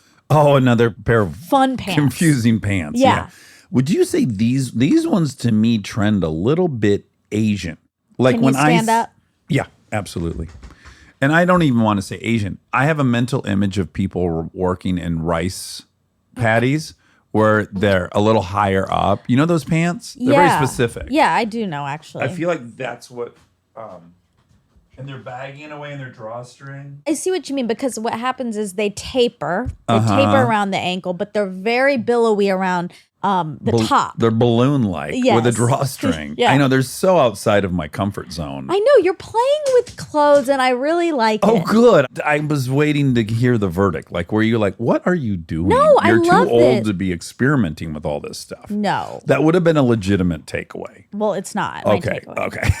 Thank you. I just like this new phase for you. Fashion phase. Well, you know what's happening, and by God, they should be a sponsor at this point. But I just trust Todd Snyder now. Yeah. Like I like most of the clothes I see there. Yeah. And so I'll see these, and maybe from the photo, it's not clear the real fit of them. Well, things fit everyone differently. They do, but I'm pretty trusting of whatever they're selling. So I end up taking some swings I wouldn't otherwise. Like if it wasn't a trusted brand, I probably wouldn't have tried it. I can relate. That's how I feel about the row. Oh, perfect. I would take swings if they were on their website. I'm trying to think, is there anything I like? Oh, you know what I don't want to wear, which is back in flared pants. Or back. Meaning like bell bottoms? Yeah. Oh, God. And They're I- always back. I swear I've seen this. This is not like my third go around with this. Sure. That they're back. I want to know when we're post style, like post modern, like where we've already like tight pants came back, then baggy, then tight, then baggy. Yeah. And now like everything's on the table. We're done cycling through. Oh no, 50s is in, 60s is in, Totally. 70s, in, 80s, 90s. Well- And I mean post style and that nothing new's coming out because every time we have a new style, it's really an iteration of the old one. Are we post style? Well, we are. I mean, they're all trends that recycle. Yeah. So I don't think, I mean, I'm sure there'll be new stuff, but I am going for more classic silhouette, a trouser, A blouse. well, I don't even know what that means. more like a a gown, tee. a gown. Oh, yeah, a gown. Okay. Oh, I did buy A gown? not a gown, but a incredible dress, Really? vintage. Oh, wow. And did you find it on a website or in person? No, at a in store? person in Paris. Okay. Yeah. Great. And you'll have to have it tailored to fit you? It fits like a glove. Wow. It's very rare for vintage. Wow. Well, this a bit disproves your theory from the last fact check. Uh-oh. What'd I say? That Parisians are carpenter's dreams. Right. And that you don't fit into any of the... Well, that's right. But I think I didn't say that on a fact check. I said that to you separately. No, it was during the recap of, I know what the you're- massage. It wasn't. Okay. I was saying after the fact check, I was saying, you know, it's interesting how bodies are so different to different cultures. Free right. Because I was thinking, like, I do think, and these are not general rules. Oh, right. You had brought up that you thought maybe in general, Indians trend up a standard deviation above Europeans Breast on being size. stacked. Breast. I think the scientific term is stacked. Yes. Yeah. And because I was noticing, because I love French style so much, and I want to be a French girl, and I want to dress like Wow, a French you girl. used to be want to be a white American, and now you're now a French I've girl. moved on. Wow, cool. Yeah, yeah. To try to keep up. So I want to be a French girl, and I want to dress like a. I mean, if you're a fashion, if you're I know. into fashion, You're into French shit. you are. You're Yeah. into French style. But I was noticing when I was there, bodies seemingly trend towards a little bit smaller of a chest, breast size. Stacked. Less stacked. And so it was just curious to me, like, oh yeah, it's all so interesting Yeah. culturally and genes wise. You go to Rio, you go to the beach, there's a body type, and you think, we're all the same species. Yeah. How could it be that everyone on this beach trends towards a bigger bottom end? I think these are like evolutionary things, I assume. What They're I genes. what I pitched to you though is upon reading this book, Behave, and how variable what parts of your DNA get turned on and off, which are informed by your environment. And Yeah. I think it's not too far of a stretch that your body can look around you, detect what is sexually advantageous, as sexual selection is a huge part of evolution, I think you might have a range of what your body could look like. I think maybe your epigenome's turning on and off different things that Maybe. might make you comply with whatever is sexually advantageous. But then we all would have similar bodies in America. What I would argue, though, about the huge variety in Americans is, one, there's more genetic diversity in America than any other country on the planet. Right. Two, there's so much regional stuff. So it's Yeah. like what looks cool in New York City is not what I see in the South at the Mud Bog. Like they're dressing different, they're showing off different features. Like there's also many cultural dynamics happening within this vast, varied country. Ish, but I also think what is considered, quote, attractive, hot, whatever at the time, it does vary a ton. It normally comes from whatever model body type is hot in the moment. Well, I think there's a lot of drivers. There's fashion. That's a driver. You have people who want to look like Kate Moss. Exactly. But you also have hip hop culture. That's a huge driver of style and what people want to look like. That's why you see butt injections. Like the phenomena of Yeah. butt injections does not come from the world of modeling. But it's still coming from aspirational people, let's say. Okay. Right? Like Yeah, but again, whatever person from your culture you see as aspirational. Exactly. So another anecdotal thing I'll say is, and I think if we looked it up, maybe Rob, while we're talking, you can look this up. There was a Dallas type. It's big blonde hair and big boobs. Sure. That's not the New York type. That's and true. so lo and behold, You're you have right. a lot more women with these big breasts. the cowboy augmented. cheerleaders. Sure. So, we see that variation. You want me to look up Dallas women with big butts? No, breasts. I want to see highest percentage of breast augmentation per city. Oh. Per capita breast augmentation per city, and see if we see some spikes and some dips and some patterns. Should I get into my grievance while that's being looked up? Yeah. Okay. I don't want this to sound like virtue signaling. I'm a little nervous it's going to come across as virtue signaling, but just rest assured, all it was absolute rage at midnight when I was watching this by myself. Okay. So I'm watching, first I started with the Elvis movie. It's fantastic. I'm still not done, but I can already say it's fantastic. So because we started it with 4 people, I can't finish it. So I'm like jonesing to watch. So I find, there's a Elvis documentary, a 2-parter on HBO Max. Great. Earmark, that's my other grievance. Oh Hulu. my God. Okay. Okay. Jesus. So I end up watching this great Elvis documentary. And there's all this footage of, because he was so heavily influenced in the 40s by going to black gospel churches. They were insanely poor. They lived in these railroad house, whatever, these little 1-bedroom houses, shotgun shacks. And he was really integrated into the black world at that point in Tupelo and then moving to Memphis. In the process, they show all of these black churches. I'm seeing all this like volcanoes of beauty. The way that the black churches would sing, the gospel singers, the way they're celebrating. And they kept panning across these churches. And this is footage from the 40s. And you'd always go by the image of Jesus on the wall. Uh-huh. This white dude. And Yeah. all of a sudden, I just got outraged. I was like, not only were these people captured and brought to this country against their will, they were then given a religion that a white guy's God. Yeah. God is a white guy. Well, no, You want- he's not. He's Mediterranean. Well, no. Sure, in reality, Yeah. the image of Christ in all of I these know. paintings is a white dude. So the subversive message of like, you want to talk about the implementation of inferiority is like, by the way, God's white. Exactly. So I don't know how good you could possibly think you are when God himself was white. I'm like, they didn't even get a fucking black God. It drove me bonkers. You know what I'm saying? I was No, I like, know. It's how absurd. fucking insane that these poor people I are know. worshiping this white dude. I know. Oh, it made me crazy. Also, That's preposterous. You know what's weird about there's this like loophole in religion that I don't, and Christianity that I don't understand, which is like, if you don't believe in Jesus, you can't go to heaven. But if God is real, why wouldn't God have made you born to believe in Jesus? Like, and none of this makes any sense. Like, if God was all powerful and made you, then he would make you believe in Jesus. Well, you have free will. That's what they would counter with. But I think I get more specific with it because I've proposed this to a family member. Your benevolent, loving God made half of the population on planet Earth incapable of even becoming aware of Jesus.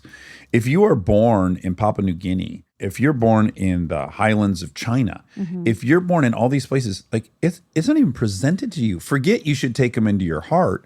Like, how do you make peace with the notion that more than half the people on planet, half of God's children, won't even be aware that that's the God to choose, and that half of everyone here right now is going to hell? Right, That's the God. The God allowed half of the people to go to hell through no fault of their own because it wasn't even presented to them. That's wild. But that's what I'm saying. Wait, what was your? Well, you were saying, why wouldn't he just make you born with a belief in God already? Right. And I'm saying they would counter argue, well, that would violate the tenet of free will. God wants you to have free will and then choose him. Great. I accept those are the rules we're playing by. Right, but why, if God is really all why would there even be other religions though? If God has control over all this stuff, like why would there be others to choose from? Like choosing to believe is one thing, but there are these other options. Are they saying God did that as a test? Well, there's a lot of tests. Yeah. Anywho, I'm not going to war with broader religion. I'm all for people having a God they believe in and a savior that gives them peace and a set of marching orders that give them order. What I'm really bummed about is that black folks were told this dude's white. Yeah. I find that Yeah. a little diabolical to reinforce white superiority. Yeah, it is. Yeah. You want cities with Yeah, most highest. breast implants? Yeah. Salt Lake's up there, right? Do you want me? I got Yeah. the top 10. Hit me with the top 10. Number 10 is Miami, Florida. Sure. Makes sense. 9 is San Francisco. Oh, 8, San Diego. okay. 7, Austin, Texas. Boom. 6, San Antonio. 5, Mobile. 4, Oklahoma City. 3, Honolulu. Wow. Unexpected. 2, Fresno. Whoa. And 1, Salt Lake City. Wow, so Dallas wasn't even in there. Wait, what was number 1 again? Salt Lake City. We had just been told this by Erica. Makes High sense. Mormon thing. There wasn't a ton of reliable research on this. Is this from nicetitties.com? Yeah. Insidermonkey.com. Okay. So what was Erica saying, that it's common in the Mormon population? Yeah. Wow. A lot of breast augmentation. Well, she was saying the person she was assigned to, I guess you have like I'm a layman. I don't really know what the term is, but like a pastor, her appointed pastor who she would have to talk about the rules with. He was a breast surgeon. Wow. Yeah. Do you think it's because they're having so many kids, Mormons? Her take is it's this endless pursuit of perfection. Yeah. Yeah. That makes sense to me. Yeah. Perfect wife. Perfect wife would have perfect boobs. Quotes, quotes, quotes. I'm putting everything in quotes. Okay. Do you want my second grievance? It's less hot button. Yes. Okay. Hulu. Great platform. I love it. I love Hulu. I've even said pound for pound, their percentage of great content is really up there. Yes. Their auto recommend feature, when an episode of a show you're watching ends and they put on the up next, is horrific. I have been mid-season of a certain show, and it next up, a episode from a different season altogether, an episode from another show I'm not watching. Categorically, Hulu, you need to improve this. Okay, I'm going to defend Hulu because I've never had that problem. Okay, Never. so you've never. I have. Rob? I've gotten weird recommendations, but only once I'm out of episodes for a show. That's what yes, after you're done with your season, a new show will come up immediately and you don't know what it is and it is random. No, But- this is mine having this mid-season. Yeah, I've never had that. Like, Maybe here's your what, I behavior can is tell you really exactly what. Yes, maybe they're like, this is an eclectic motherfucker, which I accept. Let's throw anything at him. Okay. Seems to be interested in everything. Kind of true. I was on like episode 6 of Alone, season 7. Next up, it's Alone. I hit it. Aaron and I are watching it. We're very confused. Now it's like, it's interactive. There's a host. What the fuck is this? It took us to another Alone product, not even the show, but some like chat show that involves Alone, episode 4. I was like, what what kind of quantum leap was that? I entered a wormhole. Maybe my Hulu's stuck in a wormhole. That's cool. If you're the person in charge of the algorithm that directs you to different episodes and you want to come on here, I'll give you a rebuttal. Contact us. Otherwise, great platform. I love Incredible it. content. Got no complaints about their content. And obviously, that's the biggest thing that they should be worrying about. They're doing a great job. But their recommendation for me is all over the place. Yeah, I was actually driving here thinking about how good Hulu was. Okay. So that is interesting. Knowing was that your this grievance was coming No. up, or just independently? Because I had watched the first episode of The Patient, which is on Hulu. And I was Yeah. like, damn, Hulu really is serving. Yeah. And a lot of it by way of FX. I also want to applaud FX. Man, do they have good content. They do. They do. We got a big Hulu star next week. Yes. we do. Dingles. Yes, we Easter do. eggs. Okay. This is for Lili Reinhart. Wonderful. Yeah. Yeah, we loved Lily. We did. There is a ding, ding, ding because, She was watching Survivor and got auto-recommended an Elvis documentary. yes, exactly. I forget what the ding, ding, ding is. Let's see if it Okay, comes up naturally. Also, we brought up Cedar Point again. So it's Which becoming. was in the news. Oh, why? A lot of people who know I talk about Cedar Point a lot forwarded me all these articles. They have the second tallest roller coaster in the world, and they just elected to shut it down Oh, wow. because at some point in the not too distant past, some metal object fell out of the ride, and it's like over 400 feet tall, and it fell. It's about 40 stories. Ooh, They had no wrongful doing, but they've decided to shut that thing down. wow. Yeah, that's in the news right now. Interesting. Okay, now this is a good quiz. This is a good test of how much you retain these facts Oh, okay. because we just found out that it was the second because I said that. And I read it in these articles. So, exactly. So you didn't remember that, right? I didn't. Do you remember what the first is? Because now come up twice on two I know, fact but checks. even the last fact check I had forgot. I was like, wasn't it at a? Because you said it was in New Jersey, Six Flags, New Jersey. Yes. Yeah, I don't know the name of the coaster. No, it's okay. You don't have to know the name of the coaster. okay. I just was wondering Six if you- Flags, New Jersey. That's right. Flying over Jersey, flying Great- over the Garden State. Nope. Great Adventures. Great adventures. Okay. Mooresville, North Carolina is at the home of NASCAR. Mooresville is best known as the home of many NASCAR racing teams and drivers, along with an IndyCar team and its drivers, as well as racing technology suppliers, which has earned the city the nickname, quote, Race City USA. Oh, baby. However, the company is headquartered in Daytona Beach, Florida. Okay. Maybe a better tax structure. So, probably. Also, Daytona, most famous race on the calendar, other than Indy or, there's a handful. Yeah. We talked about my guess of her dad's profession was psychometrician. Then it was, what is psychometrician? I gave a kind of bad answer. Psychometrics is a field of study within psychology concerned with the theory and technique of measurement. Psychometrics generally refers to specialized fields within psychology and education devoted to testing, measurement, assessment, and related activities. That's the holy grail of psychology, is none of it is really quantifiable. It's answering questions. We can't measure a lot of stuff. They say you have low serotonin. We don't get a readout of what your serotonin is, Yeah. True. Woo. Does Munchausen's predominantly affect nurses? Yeah. Are they the perpetrators of it? Right. There appear to be two separate groups of people affected by Munchausen syndrome. They are women who are 20 to 40 years of age, often with a background in healthcare, and unmarried white men who are 30 to 50 years of age.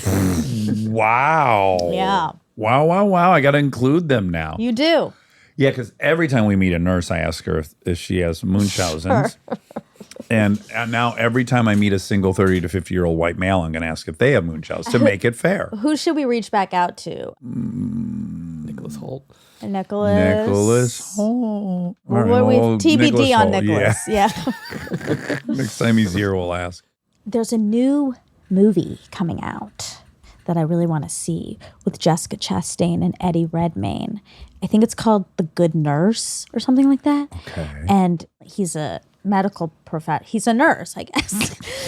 And He's like a medical professional. He like administers blood pressure and puts IVs in. well, yeah. So it's based on a true story. Yeah, there was a nurse. I had a serial killer book when I was like in my 20s. It was like the top 100 most prolific serial killers. And one of them was a nurse that was poisoning people. I wonder if that's this. It this probably the story. is. He was putting insulin in the IV bags. Oh yeah, what a perv. Ew, right? Yeah. So he had Munchausen's by proxy in some ways. He was just a straight up murderer. Okay. Well, similar, I guess. I don't want anyone that's got Munchausen to be like, guys, stop misrepresenting Dax, us. sometimes you try to protect the craziest groups. I'm protecting myself You when I have do that. Munchausen's? No, like this happened when, and this is, I learned from this.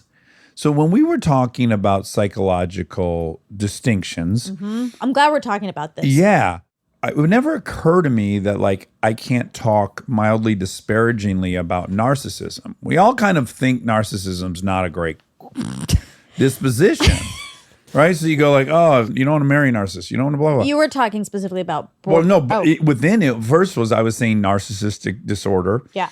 And then I was saying borderline personality disorder. Yeah. And I went too far. And then many people that are diagnosed with it who are undergoing treatment like alcoholism, they were like, hey, you can't just say, stay away from all of us. And that was valid. My retort, though, was I also would advise everyone to stay away from an addict in their addiction. Now, an addict in recovery is one thing. Yes. And then I would clarify, and as I should have when I said it, someone with borderline personality disorder in recovery, game on. But I did lump those two into one category, like narcissism and borderline disorder. I had no problem. Well, I no. still don't have any problem saying like narcissism is to be avoided. No, we were talking about a group of 4 disorders. They are in the same category of narcissistic personality disorder, borderline personality disorder, psychopathy, and Sociopathy. they are grouped. But where I erred is I was saying you should know if you're going to date someone with borderline personality disorder that they're going to fall quickly in love with you, or that this is the pattern. They'll Yeah. fall quickly in love with you, or a friendship, quickly enamored with you, and then at some point something flips and they decide you're actually their nemesis trying to destroy them. Yeah. And I think a lot of people who have been diagnosed with this and are working at it were, fair to say, untreated, sure. Yeah. But you can't write someone off entirely who has addiction, because if they're in recovery, that's a different ball of wax. So we went back in and we did a little tinkering because you got comments. Yeah. And I wrote this long text out when you sent that to me Right. to cut it. I was like about to say, no, I really don't think we should. Yeah. And then I was, I weren't was up for getting the- my eggs done and I didn't have time. Yeah. You didn't want to be in a battle with me over I didn't. it. Yeah. Yeah. Because also what you were trying to do was nice. You were trying to make people feel better. So Yeah. ultimately, like, yes, of course. But no, like I have a problem with us sugarcoating a very real Yeah. disorder. Yeah. I think it's totally fine to say signing up for A relationship. relationship with someone with those 4 disorders, signing up in a relationship with an addict. It comes with stuff. And you really do have to know what it comes with in order to sign up and sign on and say, this is something I'm willing to take on for my life. I agree with you 100%. And I have no problem being very honest and upfront and even brutal about what these disorders are, Yeah. what pattern emerges.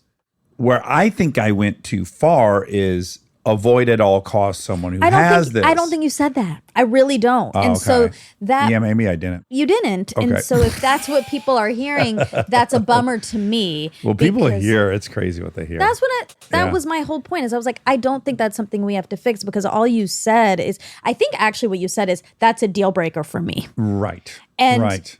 it is okay that that is a deal breaker for you because it's okay that we all have deal breakers in this life about who we choose to be with. Right. It comes with stuff. And if you're not someone who wants to take that on, it's okay. Yes, but here's the thing I can own. I'm not in favor of writing off an entire category of people. Agreed. Except for I am okay with writing off sociopaths. Yeah. That's what's interesting. That's where I'm acknowledging is I pretty much was combining narcissism, sociopaths, and personality disorder as being one thing. Because 2 of those things I don't mind telling people, like, don't ever date them. I think I erred in recommending carte blanche. You Sure. shouldn't date someone with borderline personality. I didn't really realize you could be in recovery as much as you can be, Yeah. apparently. So that part I could do better at, and I don't mind doing better at. Anyways, this brings us all to, I'm inclined to say you should never be with someone with Munchausen. And then I'm also acknowledging I might hear from somebody that has Munchausen who's actually maybe even recovered from it. I mean, this is what I'm Yeah. saying. This gets ridiculous. Like, That's a valid point too. This comes For back to the me- autism episode though with Ricky, which is like if you knew the person had autism, you could extend to them a certain level of compassion, understanding, and patience. And maybe the best part of me thinks I could somehow extend some understanding, some compassion, and some patience with someone with Munchausen's even. okay, we can generally do that. We can, Yeah. of course. And I think it is completely different, autism and Yeah. Munchausen's, because that's dangerous. That's dangerous to people around them. And so is Sociopathy extreme and narcissism. Exactly. There's actual danger. Yeah. And there can be danger with addiction. Yeah, for sure. So all I'm saying is, we don't have to carte blanche write off a type, but it is definitely okay for you, for me, for anyone listening to say, for me, I have boundaries and I'm not going to engage in a relationship with someone who has Munchausen's, borderline personality, narcissism, addiction. It's okay. But again, okay, two things. One, I agree with you, but it is nuanced. So I, first and foremost, when someone's talking about addiction on a NPR, it's two experts, I have nothing personal going on with me just because I'm an addict. Right. Secondly, if someone said blanketly, don't ever love an addict, don't ever be in a relationship with an addict, I might point out an active addict, yes. An addict in recovery, I disagree. But what would you say if you heard someone say, for me, I can't sign up for that life because for me, I have high anxiety. I have this, I have this, I have So this. even one in recovery. For some Yeah. people, that is not a match. That's not going to Totally. be. If your chronic problem is codependency, it's not a good match. it's not a good match. I agree. Yeah, I'm fine. I'm fine with that. I am fine with that. That's You're what I'm right. saying. But I also have a lot of self-esteem. I don't know. I don't I know, but it's actually not respecting other people's decisions about their life. That's true. Yeah. It's complicated. It is. It's kind of like the debate we got in about the DUI checkpoint. I had so many people go like, the fact that you're denying there's a history of racism in the LAPD, and it's like, I never You said didn't. that. You And in even- fact, I said many times I acknowledge the racist history and I acknowledge the bias. Yes. And it doesn't matter how many times you say that. Yeah. People don't want to hear that. It's very frustrating. Well, right, which is why when you wanted me to change the thing, I was like, I don't like bending Yeah. because they are choosing to hear what is triggering them, and it's not Yeah. what's actually being said, and it's not our Yeah. job to then do that. But whatever. It's a tough call. It's happened 3 times in Yeah. 500 episodes that I've been like, we should probably edit that out. That's a little. Again, I'm always going to be like, okay, sure. If it's going to make some people less sad or uncomfortable, of course, I want to mitigate people's pain. And the integrity of the episode's always priority number one for me. So if I thought the episode had lost a lot of integrity because I took that one line out I Yeah. said, I wouldn't do it. Yeah. But I also didn't think it was a hill worth dying on. I didn't think it was that integral to the episode in general. Yes, agreed. Yeah. Okay. Munchausen's. No. The Pope on the table. Oh, at the Buca de Beppo. It is. There's a Pope room. You were absolutely right. Oh, yay. I think he's on a Lazy Susan too, so you can get a look at him. It's a specialty table. It's called the Pope table. It seats 12 to 18. Great for a birthday party. It's in a 1 foot by 1 foot glass box, painted bust of Pope John Paul II. Didn't even know which one I was looking at. Okay, is Pier 1 still in business? No. Oh. Pier 1 They filed. didn't make it. They filed for Chapter 11 bankruptcy protection on February 17, 2020, though, which is much later than I thought. Yeah. I thought it had been gone for a long Although time. I was seeing the one next to 7-Eleven. Yeah. I think they were one of the last ones. Yeah. Holding on. Did Archie Comics make up the word jalopy? Oh, No. no way. First use was in 1928. And do we know why? What it was meant to mean? It means an old car, a clunker. Oh, I was just wondering if there was a model that Ford released called the Jalapeno, and it was riddled with mechanical errors, and then that's why. The car in the books, the jalopy, or not books, comics, Help. was a 1916 Ford Model T. It was. Oh, wow. Apparently, there's Jalapa, Mexico, where many U.S. used cars are sent. That may be the origin of the word. Maybe. That's exciting. Maybe. Maybe not. This is a ding, ding, ding, sort of in Spain. I went to a museum, the Guggenheim in Bilbao. By Gary. Yes, it was incredible. The exhibit was a car exhibit. Oh, I would have sprayed You everywhere. would have. I, of course, thought of you the whole time. Oh, thank you. Yes. And I got you a t-shirt because I had to. I can't go to a car exhibit and not get you a treat. That's true. It'd be like me going to a row exhibit. Exactly. Yeah. Not buying me a lot of clothes. Right. We're not buying you a wardrobe. Not bringing you an Olsen twin. Yeah, exactly. So, first of all, I was like, oh my God, I'm changed. I'm a changed person because of you. Oh. Because I was like excited. Oh. Callie was like, there's a car exhibit. That might be cool. And I was like, Yeah. yeah, that is cool. And I definitely would never have thought that was cool before I knew you. Right. So I had the realization like, oh, that's a piece that's changed. Yes, we change each other. We do. Me and cheerleading. You love it. I've respected it as a highest form of athleticism now. Exactly. And Did you see your favorite car, the Mercedes Going? Did they have one Yes. there? They had one there. Yes. Oh my gosh, of course they did. It's one of the most beautiful cars ever made. They had the coolest. I took so many pictures. Oh, I haven't seen any of these. I'll show you all of them. But they had the coolest. Did they have any Andy Warhol BMW M1s? Oh, fuck. I don't know. Okay. See, that's the problem. I wish you could have been there because Yeah. you would have been in heaven. Although I would have made a mess. They would have asked me to leave. Anyway, I thought of you and I thought of Pier 1. Yeah. Of course. How could you have not? Seen all these cars from the bygone era. I don't want to be rude to Pier 1. But the place always confused me. I remember going for the first time when I was 8 and I was like, what is this place? They sell wicker? And then I was like, no, they sell candles. And I was like, no, they sell things you hang on the wall. Like, I couldn't. It's a home store, home goods. But a weird one, right? Well- Like, what were they trading on? That it was like an importer exporter. That it was like these goods were from Asia. No, What was the well- theme? Pier 1. So I get it. There's a pier. Ships come into piers. It's import Yeah. export. But from where? Was there a consistent vibe? No. Okay. A lot of wicker. There was a lot of wicker. Don't love wicker. Someone right now is like, stop making fun of my wicker chair. Okay, you guys. Dax cannot like wicker. You That's know. his personal opinion. Yeah. And I'm not talking about your wicker chair. Your wicker chair is great. I hate wicker, and your wicker chair is great. The What do you exception hate of- about it?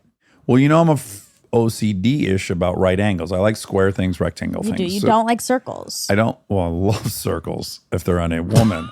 You But- do not like circles in furniture. I hate it. I don't like circular windows. I don't want a circular door.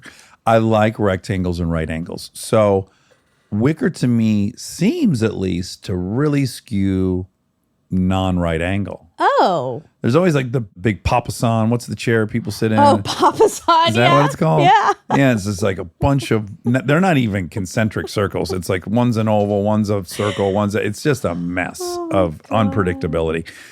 And the chairs, they're always, they've got an arch at the top, your famous wicker chairs.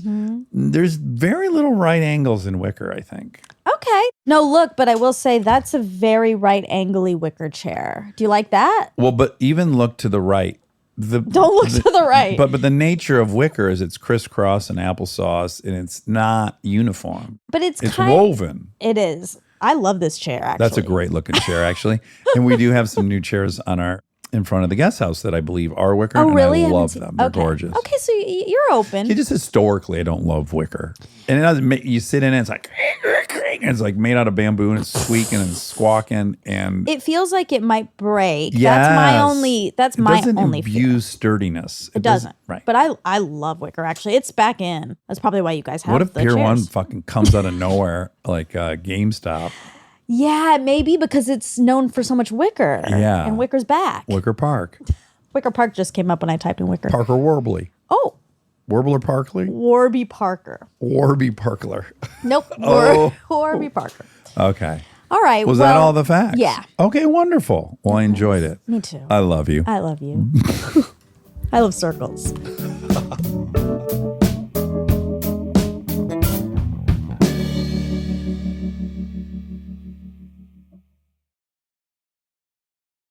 We are supported by Allstate. Checking Allstate first could save you hundreds on car insurance. Not checking that your keys are actually in your hand before you close the car door. Have you ever stood in a parking lot full of sun staring at your keys sitting right there on the seat 4 inches away and completely useless to you? It's a very specific kind of humbling. Yeah.